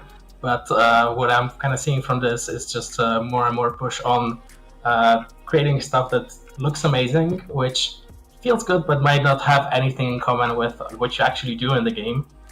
So it's more like a cinematic experience that I guess we're used to in AAA. And additionally, I'm not sure if in hands of you know, business people and investors having less time to create something, making things faster, will necessarily lead to higher quality games, because if they see that they can do the same thing with less time, then they'll just take that, in my opinion. Hey, so that is the developer's perspective. Go ahead, Everborn. So I see someone in the chat says the problem with one game engine, I'll be right back. Go ahead. Is when the game engine has a problem, it becomes everyone's problem. So that's very true. And the question is, like, we don't want all games to have the same physics and the same lighting and the same, you know, it at that point, you know, you'll get things that feel the same. But one could argue that if that is our concern, that we'll have too many things that feel the same, that creates an opportunity for a new engine that feels different, right? So if people do get tired of that, that will open up a lane for maybe Sony's Decima to say, hey, we're going to open this up to other people so that, you know, we can sell this engine. I'm saying sometimes the market just solves these problems. Yeah, in the end, right? It's in how people respond to what's being put out that dictates to some extent what they're given. So if people get sick of these things, and maybe they already have for certain genres where it looks nicer but it doesn't bring anything new, then players will see that and respond to that. Yeah, and I guess the last thing I'll say on this is it is, again, as a campaign stand, I'm selfishly all in favor of this because to my mind, this means that we will get more Halo and faster. Now, whether it is good overall, we will see. My question, well, not my question, but now the next question is, well, what do we want to see and what do we think is the best path for Halo going forward? And to me, it is completely separate the multiplayer and the single player tracks. So I don't want single player campaigns to be held back by multiplayer and vice versa. Let those things come out. Let them be developed on different tracks and let them come out in their own release schedules. And the way you make that work. You don't think that because the money tends to be on the multiplayer side, that would then lead to the single player being mothballed again? Because that's where the money tends to be, right? People keep buying skins. People keep being a part of. But why do they sell a standalone Call of Duty campaign every year, even though they know a lot of people are going to be playing Warzone and Warzone Mobile? I think that's that harkens to like the ties that bind from the past that they can't get away from. Remember, they actually tried to get away from that, right? There was a year where Call of Duty was released with no single player and people kept complaining, right? Yeah. Although when they do release a single player, not as many people play it. Yeah, but that's the #1 selling game every year. True, but that tends to be because of the multiplayer, right? I guess what I'm saying is, I love multiplayer. I know you love multiplayer, but we are a minority in our love for it. I mean single player. I'm sorry, forgive me. Campaigns. We are a minority in that we will prioritize the single player instead of the multiplayer, or maybe jump on the multiplayer later if we ever do. If they separate them. Okay, go ahead. Let me clarify a little bit, right? Mm-hmm. When I say separate the multiplayer and the single player, what I mean is, like, Halo Infinite had to contend with being a single player campaign, having multiplayer, but also having to be a service, right? Traditionally, a Halo game comes out, it has a multiplayer component, it has a Forge, but it's not really, in the past, before Infinite, it's not really designed as a service game where people are expecting seasonal content. So what I'm saying is, have whatever the equivalent to Warzone or Fortnite is in the Halo parlance, right? Mm-hmm. And then when you release a campaign, it can have a multiplayer element, but that should not be designed to be a service game, right? Release it, people will play that multiplayer for a little while, then they'll transition over, and maybe you can take the weapons. But you know as well as I do, bring them into the whatever the future Halo service game is. You know as well as I do that at the end of the day, the money makers will err on the side of what makes the most money, which tends to be that multiplayer service. Yeah, but people will buy the campaign. Like if we're saying what you're saying, they would stop making the Call of Duty campaigns, right? And so the thing is, can Microsoft turn Halo into anything close to what Call of Duty is? And then do we even want that?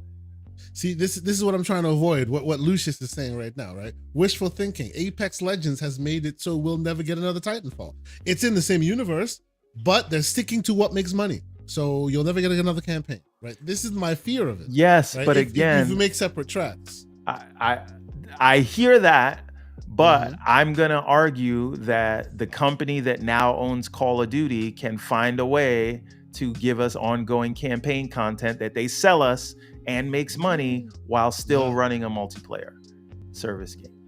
I hope so. Right? So. And if they don't know how, they can call their friends in Irvine, California. They can call their friends and ask about it, and I'm sure they will tell them about it. Okay. But that's what I want. And then, last thing is, go ahead. I think Chief campaigns and his outing should continue as first-person games, right?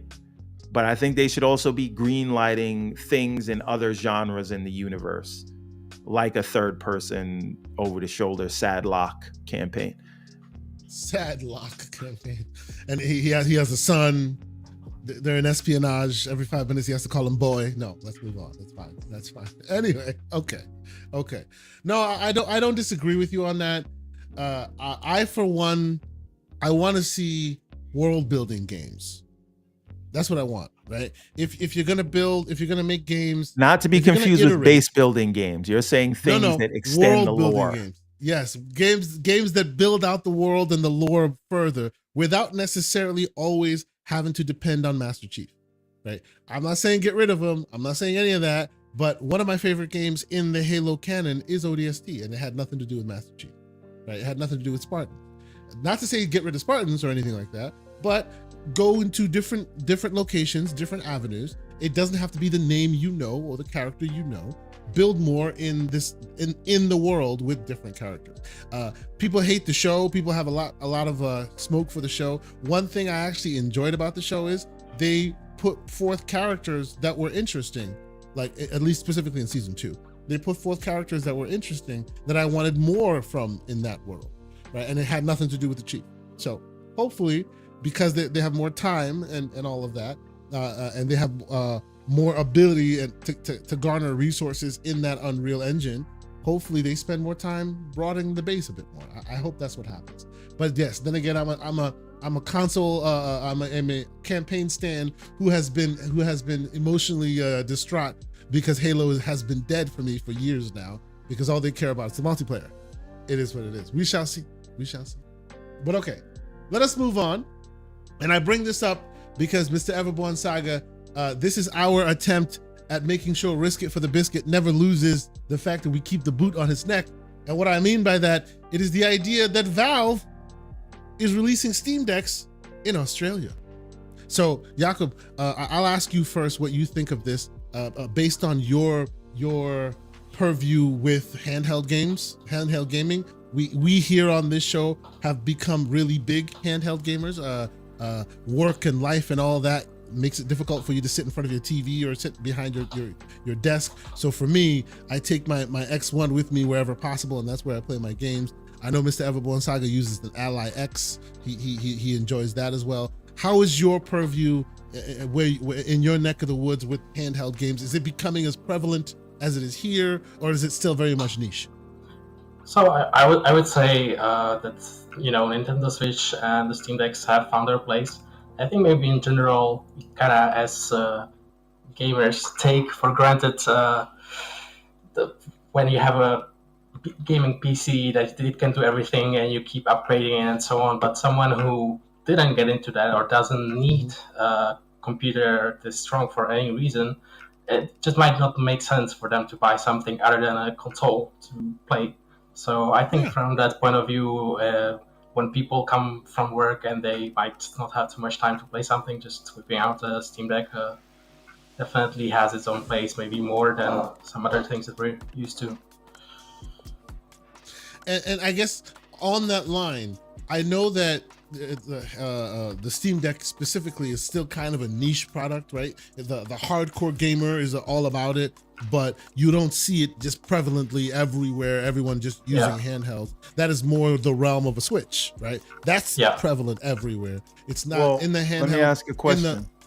Go ahead. How much of that is because of the distribution channels that Valve decides to play in, and how much marketing they do behind it? Oh no, I would agree that there's a lot to do with that, right? But I have a feeling that's because they themselves don't have that huge pipeline for hardware development, right? I've used a lot of their hardware in the past. I'm a user of their VR headsets and things like that. They are very much a small creator, and they just release it to their audience that they know is built in, which is not that small, right? Because PC gaming is pretty big, but they don't have that console pipeline that ends up at a local electronics store. You know what I mean? Yeah, but see, this is the thing, like international distribution of goods, it is an art and only certain companies can do it. And that's before you get to manufacturing at scale. And I think that Valve just doesn't have that expertise.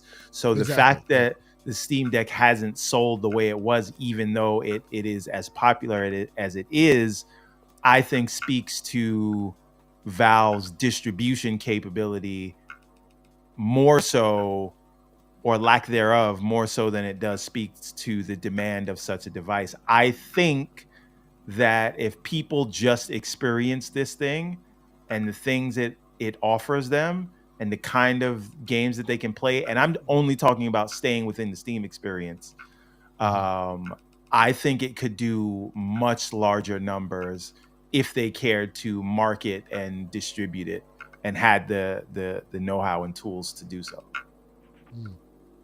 Yeah, I agree with you that, and I see you in the chat, Dorian. I don't disagree there either.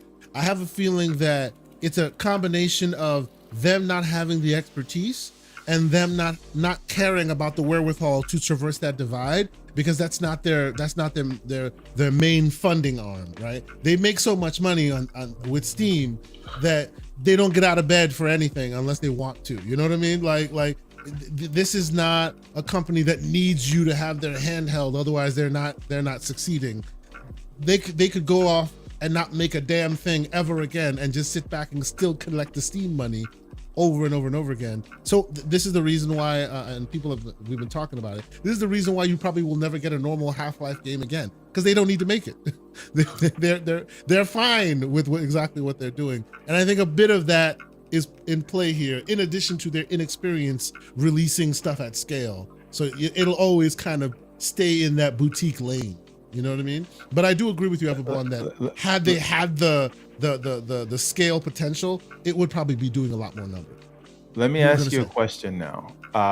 Now, Microsoft's distribution channels are nowhere near what Nintendo, Sony, and Apple have, right? But they do distribute the Xbox and have marketing pipelines and have ways to sell tens of millions of devices, right?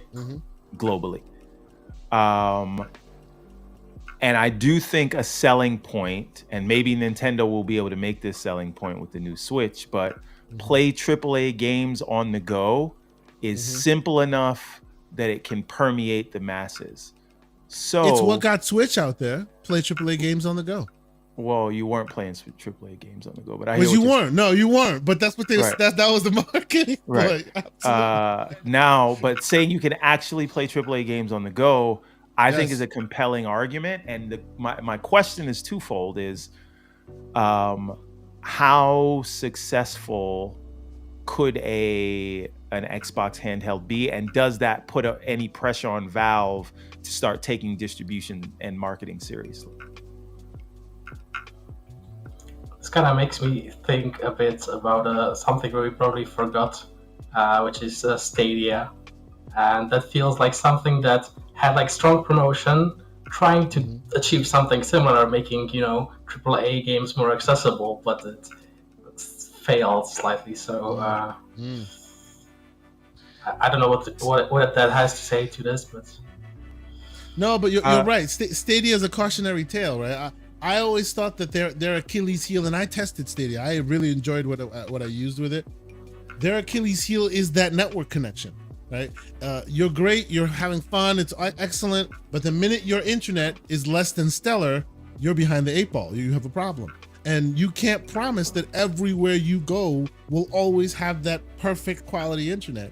And that seemed to be a little too much, right? Yeah. I mean, GeForce Now is getting past that, but they're also depending on their smaller customer base, more consistent internet connectivity. It's still not necessarily meant for everyone, The Stadia thing, I think there was a lot of other factors, meaning, and I say that to say, like what you said, there's the internet connection, but there's also their business model was buy a game that only exists online. Yeah. Right. And I don't know that a lot of people would want to do that. And then they didn't really have the catalog to back up. They made two mistakes. On the consumer side, it was buy games that you don't own online. And on the developer side, it was no, we're not going to let you just develop what you do and we're just going to translate it a la Steam. We want you to build a Linux version of this game, which was the kiss of death for them. Right, because Stadia ran on Linux code, so you had to rebuild your game for their purposes and their use case. And I don't think you can get the masses to adopt that, at least from a development standpoint. Jakub, do you have any experience in this realm? Well, I'm wondering if Steam Deck isn't also based around Linux in some way. It is, but the reason why the Steam Deck one works, Arch Linux, yeah. But the reason why the Steam Deck one specifically works is it uses a translation layer from Windows to Linux called Proton. So you, developer, don't have to specifically develop for Linux. You can just develop your Windows game, and then the translation layer takes care of that conversion process for that handheld, right? So that was the secret sauce that seems to have solved the problem for Steam Deck. Whereas in the case of Google, they were just like, if you want to be on our platform, you have to make a Linux game. How many people have been able to successfully make that work? You know, that seemed to be the right. I think that is the beauty of what Valve has on offer, and it is also the reason why Steam machines did not work before, but I think will absolutely work. Could in work now. World. Yeah. Could work now. Absolutely. But again, so the question is though, because I don't know that we've answered it. I think we've answered one, but would an Xbox handheld that plays PC games with a Steam Deck like UI, would that put any pressure on Valve to market and advertise the Steam Deck 2 or whatever is out by then more? I don't think so. And that's more to do with how Microsoft has moved so far, right?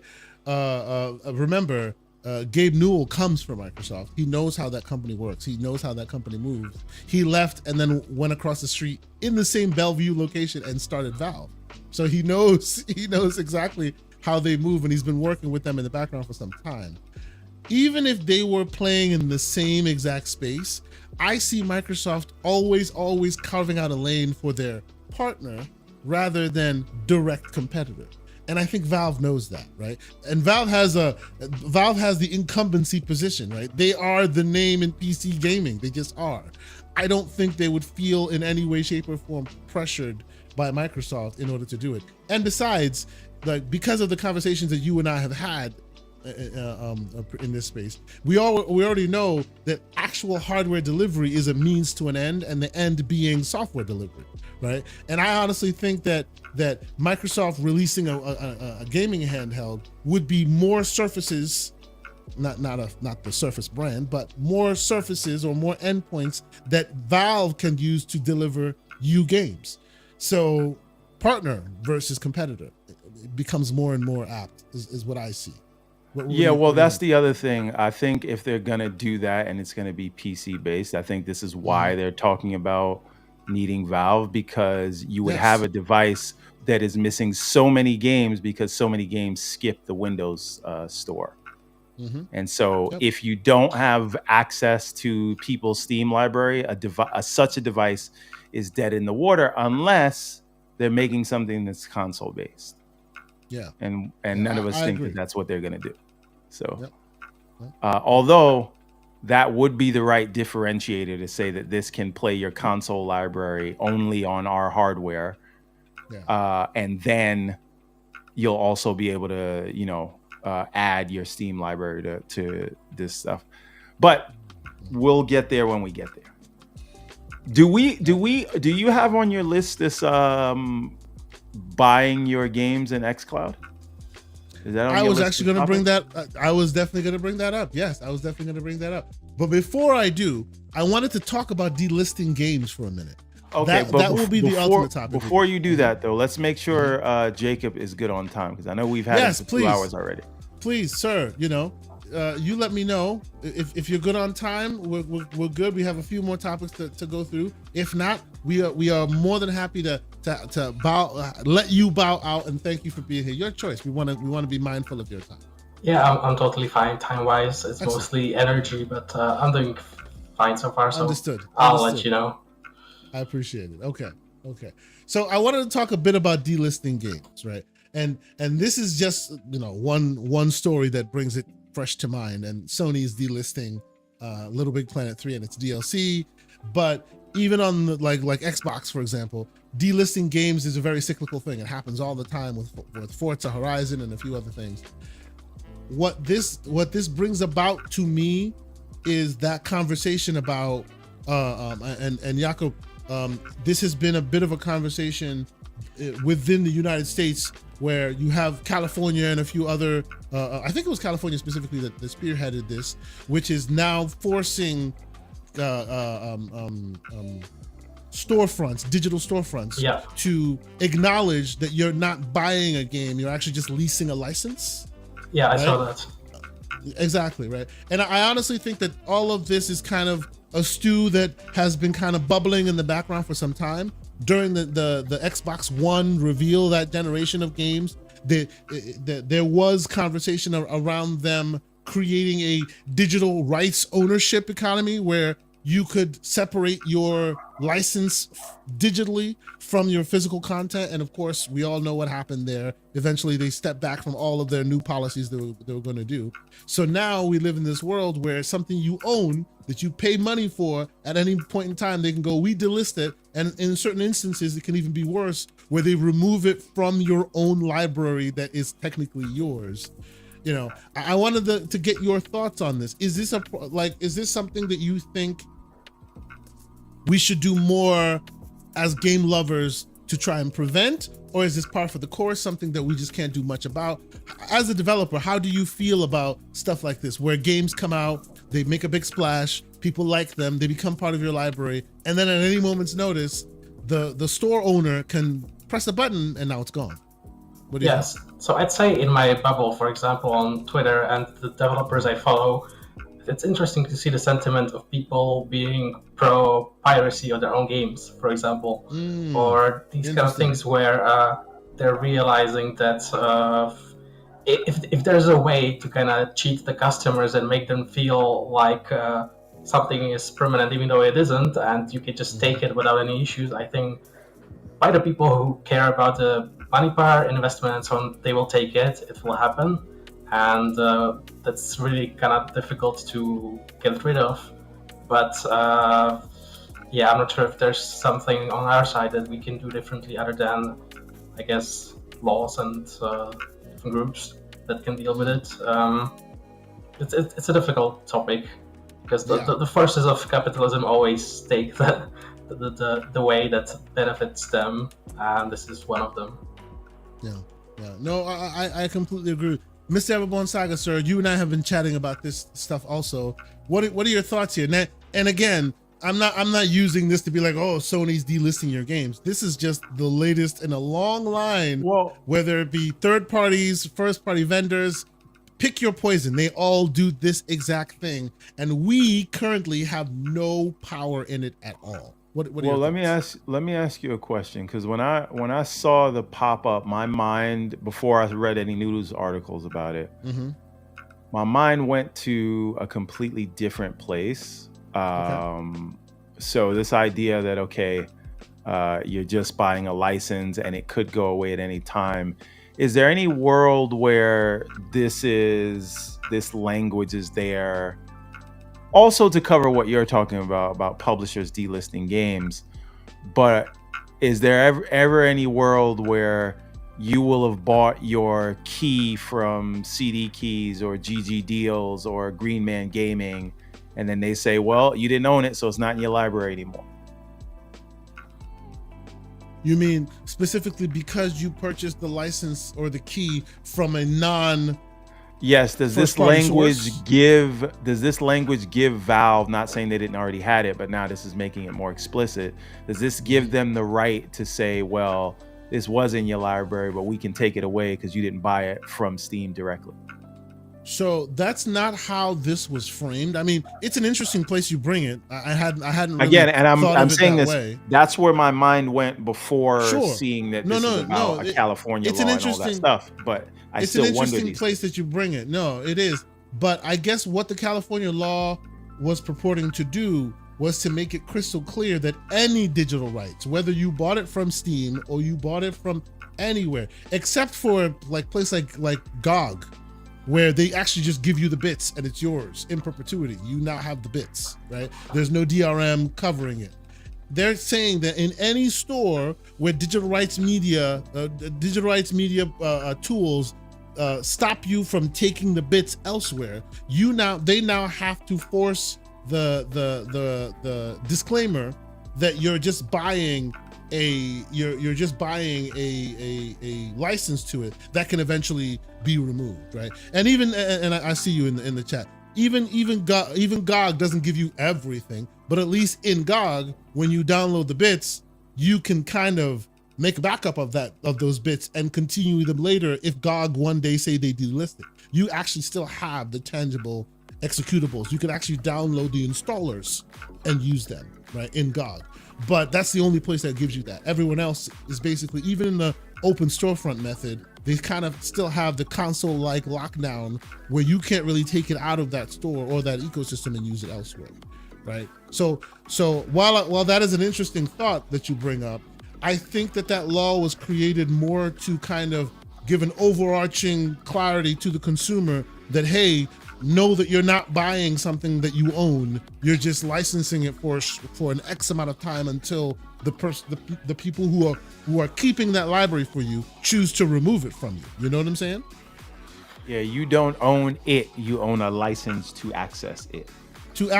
And that license can be revoked for whatever reason, and they basically give you no rights in it, right? And I guess I bring this up because I feel like there was a world where this could have been avoided, right? And that's why I thread it to the needle of the Xbox One gen, when they were kind of creating, the idea was to create your digital rights ownership, if you will, where they were talking of going to stores with your physical license, with your physical CD, and they would then disassociate your license and then have it tied to your account so you could take it with you wherever you were, right? There were thoughts in that realm that would then kind of, even in the world where digital rights can be taken away or digital bits can be taken away, you would still own something on your record that says, see that thing that belongs to you. And we don't have that right now. So delisting means poof, goodbye, right? Also, we've had this issue for a long time in other ways with content for games that are online. So not the game itself, but anything that's in the game. Okay, you spend your money to buy something, but what happens to it when the game stops existing? Or maybe you buy a card or something that you like, but then it gets nerfed and it's useless. So what happens when the servers are shut down? What happens to your content at that point? Exactly. And Jakub, what do you think of this? I have always advocated that there be, and I know that no publisher or studio head or studio house would instinctively think this way. So I was thinking, like, there should be some rules that govern these things that says, hey, if your game is going to shut off and there's a way of letting people play peer-to-peer, before you shut it off, institute the peer-to-peer so that they can continue to have the thing that they've had, and then they're no longer server back, right? But I feel like that is work and altruism that may not be inherently in the company unless somebody forces them to do something like that. What do you think? Yeah, I think it's something that would be great if it were instituted, even though it still can be kind of a gray area, because what are the things that you can port? What are the things that you cannot port without shutting down the servers? And you cannot force someone to keep servers running. So where do you draw the line? Yeah. Let me ask you a question. It's a tough one. Let me ask you a question, just because we're throwing out ideas here. This is a brainstorming session. There's no bad ideas. That's what it is. Let's go. Terrible bad. Yes. There's always bad ideas. Don't listen to anyone. There's terrible people, but good ideas. It's fine. Okay. What if ownership, and I'm seeing it in the chat, Dorian Gray, you beat me to it. What if non-fungible tokens are the answer to ownership? No, stop it. Don't do it. Think about it. Wait a minute. I'm saying you buy something, you know it's yours, you always get to keep it because you got it back. I know where the buzzwords came from. I know. Yes. But here's my question. Who owns and manages the blockchain? It tends to be the same people who are not keeping your best interest at heart. If there's a record that you own it, they can't take it from you. That's what I'm saying. The thing is that the problem persists because you might have the token, but the thing that you unlock with the token, or the thing that keeps track of what token means what, it's up to someone else. Like you might have a store where you see your NFT, but if someone else just takes it down and your bit of code means nothing. That's why you got to have an open source foundation. Who watches the Watchmen? I get it. I understand. I'm just saying. This might be the answer. Yeah, it might be the answer if everyone agrees. Maybe the ESRB is now the company that the organization that manages tokens or something. Right? Someone that is outside. Sean Eppinger says Bitcoin isn't managed by anyone. I don't know how true that is. No, that is true. Bitcoin isn't managed by anyone, but it's also like a hodgepodge shit show, and that's my one. Forgive me. Like it is, right? That's the reason why they climb, then they fall like a stone because there's just no backing, right? It's the Wild West out there. So I just feel like we need to, in the digital world that we're heading to, whether we like it or not, because we are heading so full force into that world, it is in our best interest to have some kind of non-publisher / vendor controlled human rights there in the digital world. Because right now, you guys are arguing for NFTs and games. That's all I'm saying. See, now you're just poisoning the well. Right application. It can make sense, man. I don't. Yeah, I'm not. I'm for it if it makes sense. You're straight up poisoning the well. Nobody wants NFTs in anything. Nobody wants NFTs. That's it's a buzzword. It's like saying AI, and then they've seen too many Terminator movies, and so now they've poisoned the well. Take over. They have absolutely poisoned the well in that. Yes. But okay. Let's move on, and I think this will be the last story of the day.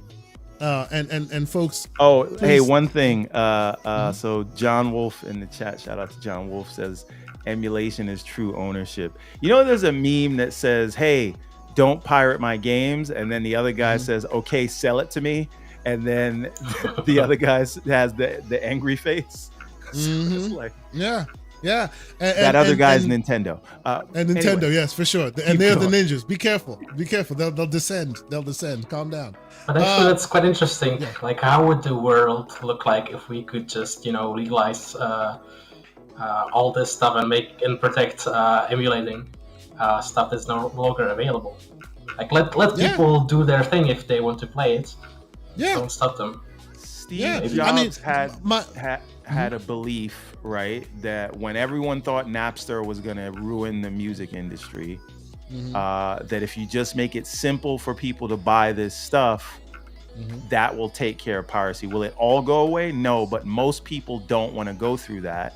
And so you can still find success. Now, one would argue that iTunes culture and making music a commodity ruined the music industry, but that's another conversation for another day. My point is, piracy is less of a thing in the music industry when they made the content easy to buy. It's the same thing with the movie industry. Right? Streaming comes about. I know I can buy all my movies on digital. I'm not getting the bootleg DVD that this person is selling, on the side of the road. So you got to make the stuff available and people will buy it. Well, Netflix will cancel your favorite series and take it down from their. That's a subscription service problem, but yes. Yeah. Yes, exactly. Make these things available to purchase, and you don't have to worry about people pirating. But to Mr. Wolf's point, until that altruistic world comes about, as a guy who in this house has almost every game console known to man, I will always err on the side of, if you have an ability to, C's.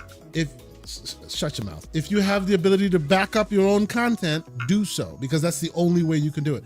I'm a 40-something-odd-year-old man who enjoys the ability to indoctrinate my children with the games that I grew up with. I don't think the young generation will be able to do that in the world of Fortnite and Apex Legends. When that server eventually turns off, poof, all of it is gone, which is very sad. You know what I mean? Like, so that's where I sit with it, right?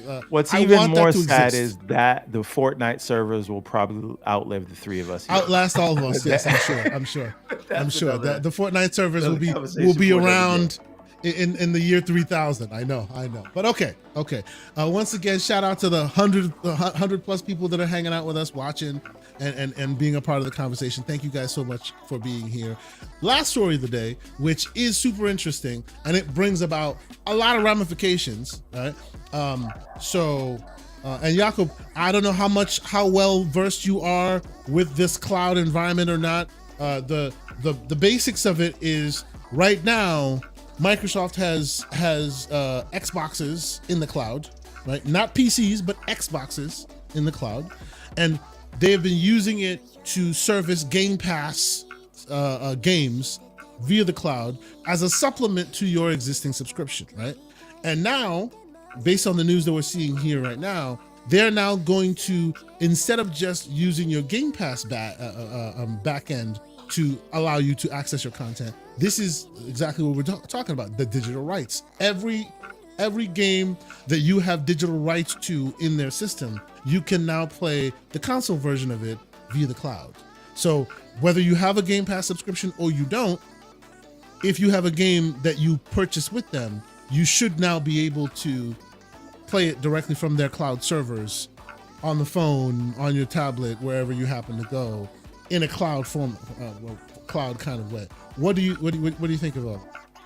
I don't have that much experience or knowledge on this, I would say.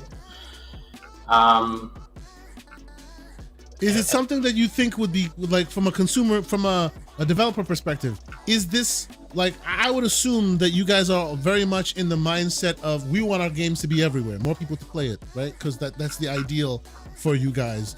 Yeah. This brings them the ability to have, like, your with this, someone can say, hey, I'm playing Jotunnslayer on my phone, and you didn't develop it for the phone, and this can work solely just like that on the phone, on a tablet, in the cloud, on a browser, in a console, wherever, and it's all streaming from the source. What do you think?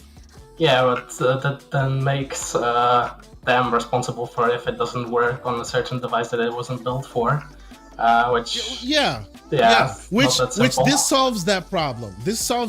Because it's streaming, right? All you take care of is the screen that you're streaming from, whether that be a big screen or a small screen, and your controller interactions with it, which they also take care of. So for you as a dev, you're just streaming it from you built it for, let's just say, their Xbox, and that Xbox will take care of the cloud iteration. It'll take care of the browser iteration. It'll take care of the phone iteration. They'll even add touchscreen support to it that you would not be responsible for. Well, the thing is that our UIs, for example, are not built to be seen on a phone. It might just be unplayable because of that, and there's nothing we can do about it.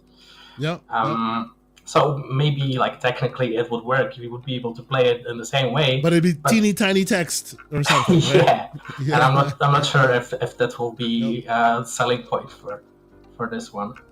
Yeah, no, that is an interesting place you bring it. I do appreciate that, and I know some games that they've tried that with now in the Game Pass subscription service have that issue where, yes, can it work that way? Absolutely, it's able to. But if you're playing it on, like, a phone, now all of a sudden it's like teeny tiny text, and you can't really get beyond that. I can even speak to this a little bit because, as you know, I'm working on the port of Ariel's World, the Windows Phone game we did, to bring it to more devices. And what I'm seeing when I play it on the big screen is this game was a 2D platformer that has controller support and all that, but it was designed to be played on a phone. And so when I pop up a menu or there's any text on the screen, it is like 35 inches big, right? Yeah. Because it was designed for this kind of screen, and you have to rethink your UI. You also have to rethink how you're laying things out on the screen, because there is something to taking advantage of the extra real estate you have. So for example, when we just look at an iPad app versus its iPhone counterpart, Apple has done a really good job, or the developers have done a really good job of taking advantage of the extra real estate from the phone versus the iPad. Android has done less so. Android just kind of blows the app up when it's on a bigger screen. That is for the changing. Most part. I should let you know that is changing. I've been playing around with my Android tablet recently, and they are starting to use their real estate a bit better. But continue. Right, but you can still like take and understand what that concept is of blowing up the app or shrinking the app is easy. Making it work and taking advantage of where it's being played is a different set of work that you have to do. Yep. No doubt. Absolutely. So why this is interesting to me, what brings this up and makes me want to discuss this, is not only the idea that you are now taking your console games and you're bringing it to more people in those various screens with the pluses and the minuses within that you guys have just described. But at the same time, they are now also planning, with this move, they will be selling their games directly to Android users, right? And presumably iOS shortly after, because now they can not only, because the ruling, and we've been following this, Everborn, the ruling being that they can now create their own app stores, their own mobile app stores, right? And now they can also sell, or you now have digital rights to play games you own from them. So they can literally say, hey, Android user who doesn't have a console, you can buy a AAA game and play it directly from your phone without a console. My question, in the pluses and minuses therein. Yeah, go ahead. Yeah, my question to this, like from what I've seen on other stores, other than, for example, Steam or App Store or Google Play, is they didn't have that great like a review system. So like you just see the thing that you're buying, but there's no way to kind of talk about it. Like if that continues to something on your phone, you buy the game, you see, okay, it plays like shit on this phone, then that's great. Yeah. So that's also a good place you bring in their PC store. There is more maturity in reviews. Like it's not as mature as Valve and Steam. Lord knows nothing is, right? Like Steam, you have like full, like intricate novel-like reviews by some people sometimes, right? Yes. And in this instance, you have your 5-star rating systems, and people will you can actually have a full thought and write a review as well in some of these places. But to your point, so far the mobile aspects of it, and we'll see how that matures, has not really lent so heavily on those reviews as Valve has. Everborn, you're gonna say. I mean, there's a few things. I think, excuse me, the way you get around that is you clearly explicit that the person reviewing the game is playing on cloud, right? So people know, like, okay, they were playing the cloud thing. The other thing is, I don't think the Android ruling is big and it changes what they can do and it gives them access to a lot more people. But this idea that your purchase games are available on top of what's available in Game Pass seems like a very strong offering for cloud. So remember the Fire Stick, no console required? It feels like we should have been able to do this, like buy games like before that they started selling us the Fire Stick, right? Yes, yes. It's This their was Fire putting the System cart support. before the horse. Yes, absolutely. And so This should have these come are the- out before they announced that they're doing their cloud thing there. In addition to like a cloud subscription service, that would have been more of a structured way. I see what you here's mean. another thing, right? Like if I can play I'm glad you brought that up. If I can play my library of games, and I'm going to presume that it's not going to be all of them, at least according to Jez Corden. Yeah, it'll be some subset. There's still licensing they have to worry about, and when they first roll it out, it'll be a subset just so they can get the metrics they need. But the question is, what if I don't want Game Pass, but I do have an extensive Xbox library? Will I be able to do this without paying for cloud? Yeah. No, that's the question. That's the devil's that's in the details, right? They basically made it seem like this is a play for your own library to live on and continue to be playable, and that's separate from Game Pass, right?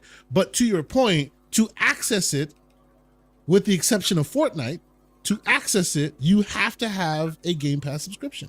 Fortnite is unique in that as long as you have a Microsoft account, you can play Fortnite on cloud free of charge whenever you want, right? Fortnite's the only one you can do that with.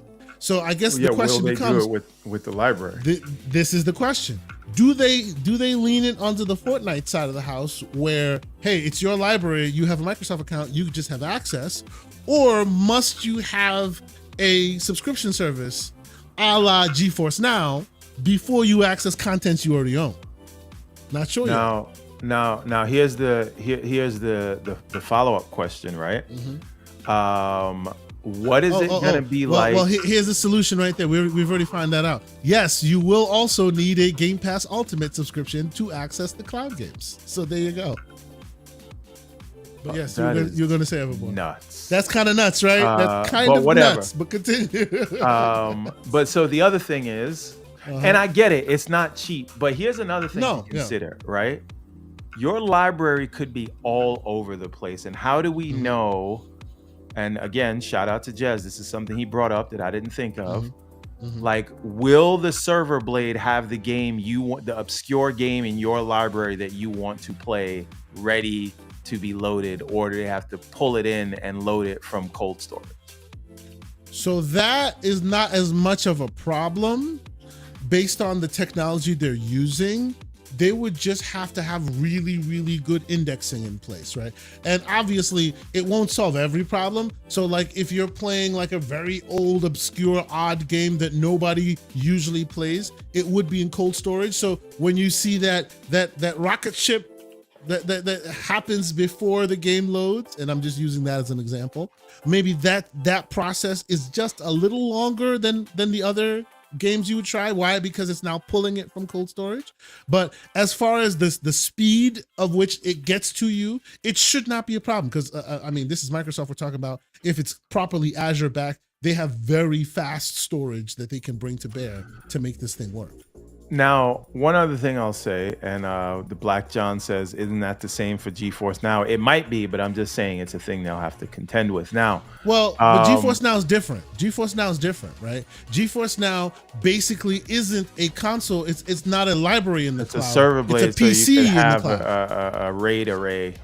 That's right. It's a PC in the cloud. And when you sign in to GeForce Now with your account, it knows every game you already have access to. So it can prepare and get ready to pull any game that you're looking for. And by and large, the library in Steam and those others are very much, there's a Venn diagram of a lot of people having the same kind of stuff. So while you're pulling game A, somebody else pulls game B, but game A is also readily available because somebody else could pull that at any moment, right? Steam is a bit of a different paradigm. Right, and they have to know how many games they have licenses for. Yeah, right? Exactly. Because they have to license each one. Now, speaking of licensing, I had a conversation with someone a while back, and we kind of talked about, hey, we think that xCloud should be running on the PC server blades instead of the bespoke Xbox Series hardware, right? Yeah. But there's so many games that are designed for the console. How do you make that work? Or unless you want to limit your Game Pass offering to what, or your cloud offering to what is available in the Windows Store, right? So, but the answer to that is, and this again turns into what we were talking about for the new handhelds, is there a way to run the console binaries via emulation on PC hardware that they can run on regular server blades and get the benefit of the full Azure infrastructure, and maybe that could solve latency. And to do that, that would require licensing.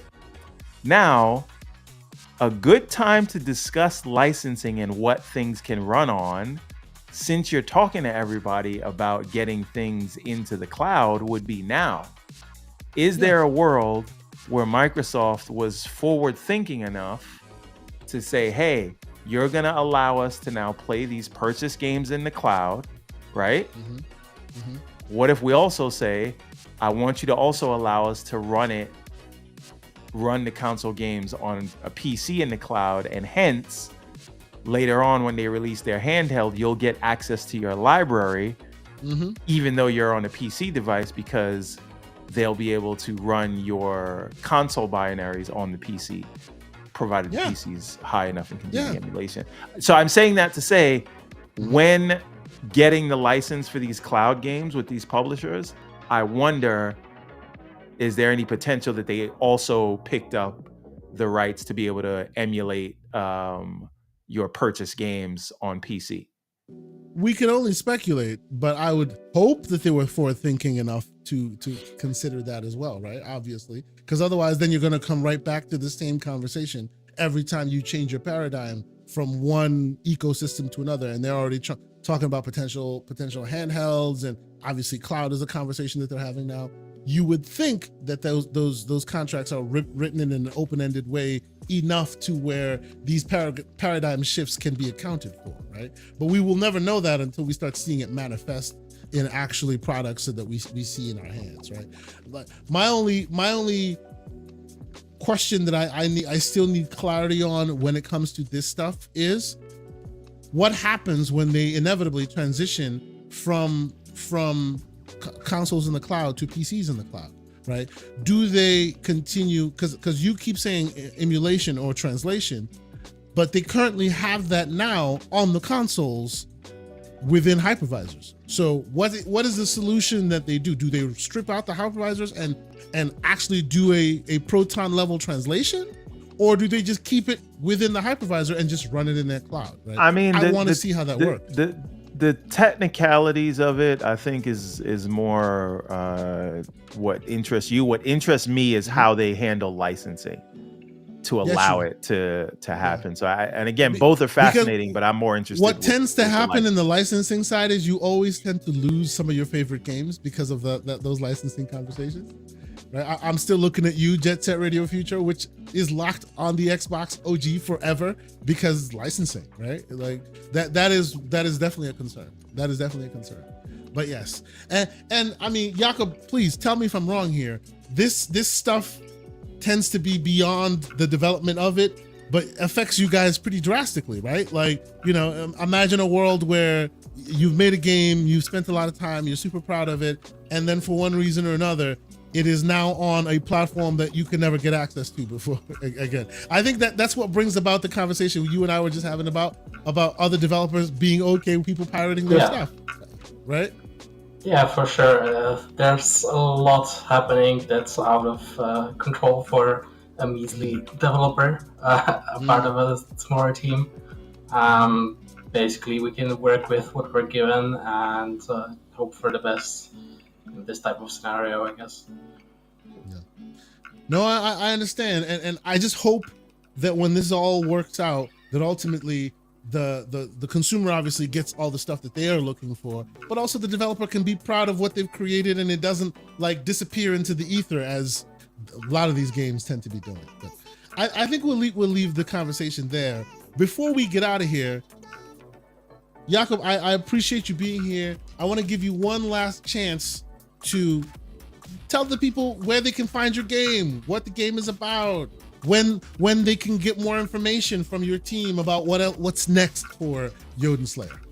Yeah, so you can just wait for Monday the 14th, Steam Next Fest. Make sure to play the demo. You'll have new class and new code available there. There's a ton of content to play, so give it a go.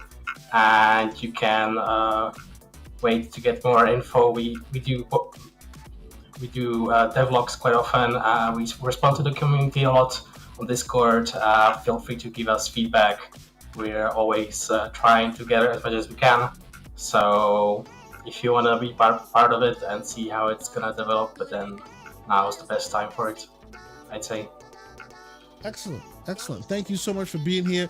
I will tell the folks that are still watching, all 150 some out of you, I will tell you, as the development cycle goes on, as more and more content is available, as they get to 1.0, you can catch us doing, we'll be talking about it on the show. I will most likely do a review of it on thegamingcircle.com. So check out the content there. Keep an eye out. As you know, as you guys have come to know from me, I'm always enthralled in games with smaller teams doing really big, interesting things. So as this develops, I will continue to keep an eye on it, and I will bring as much of that as I can to you. But Jakub, thank you so much for being here. Mr. EverbornSaga, sir, how about you? I know the Kickstarter campaign has now ended, but you are now in shipping mode, sending people what they've gotten. When will you get some sleep, sir? I do not know. That's actually why my camera is off, because I have books everywhere. I'll put the camera on for 1 second. Like we're all over the place. Right, so we got to ship these things out. Now, one thing I will say, I didn't make as much fanfare about this as I wanted to, but I do want to make some fanfare. Everyone, there's 150 people here. We relaunched the EverbornSaga website at the end of the campaign. So if you go to EverbornSaga.com right now, you will get a nice surprise in how things look. Isn't that nice? And we Look put at that. a lot Y'all of look work. pretty now. We've been working on it for months. And we have like everything sort of on offer, all the new fall line of clothing. We try to do these hero shots of the different series that we have. You can get the comics now. Those won't ship though until after all these are shipped, so don't worry, nobody's getting your stuff before you. And we've got access to the clothes and everything. So check out EverbornSaga.com. We revamped the entire site, and we're going to try to drive a lot of traffic there until our next release. And as you know, if you're in New York, we will be in New York Comic Con this coming Thursday, Friday, Saturday, and Sunday, the 17th through the 20th. So I hope to see you guys out there. And I got a lot of work to do, so I appreciate you, man. This is good. The EverbornSaga website looking really crispy right now. I appreciate it. That's real cool. Very nice, very nice. As for me, obviously, thank you guys so much for checking us out. You can find me here on this very channel. On Monday night, myself and John Wolf will be back on here talking more PC centric stuff, talking handhelds. I will most likely continue to mention that people play Jotunnslayer because I'll be playing it on my handheld this weekend. I'll probably have more footage. As you see on the screen right now, we're kind of Ouroboros-ing a little bit, a snake eating its own tail. You can find us, if you want to, on thegamingcircle.com. Little blog we started. You're actually watching us live from within the feed there, where you can find all of our previous content, right? All the shows we've done and more shows that we do will always show up here. But you can also go to the blog section and find really great articles that have been written by our community members, myself included. We pride ourselves on giving you the best kind of content we can, giving you different kinds of content, giving you content that we spend time thinking about, different kinds of stuff that doesn't necessarily translate well on the podcast. The most recent article we have up here is the preview for Metaphor Refantazio. You will most likely also get a review of Metaphor soon enough. We already have our great community members working on that. But as you've heard on the show already, that's a 100+ hour game. So people gonna be busy with that thing for a little while. So at some point you will see a great review from, I suspect, a few of our contributors for Metaphor Refantazio. But it's great that you guys have been here. We appreciate you guys continuing to always rock with us. As for myself, Jakub, and EverbornSaga, I think we're done here, Everborn. Unless there's anything else you have to bring to bear here, I think that's it.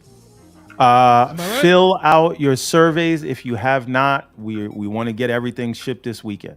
That's really all it is. Excellent. And go to the new EverbornSaga website. We put a lot of work. Just go look at it. You don't got to buy nothing, but please buy something if you want. But look at the website. We put a lot of work. Please go buy something, but don't buy it if you don't want to. But please go ahead. Go. At least look. At least go take a look at it with your eyes. But anyway, as for me and Mr. EverbornSaga and our great guest Jakub, thank you once again for being here. We look forward to seeing more from Jotunnslayer. But yeah, I think we're done here. Peace. Nice to be in orbit.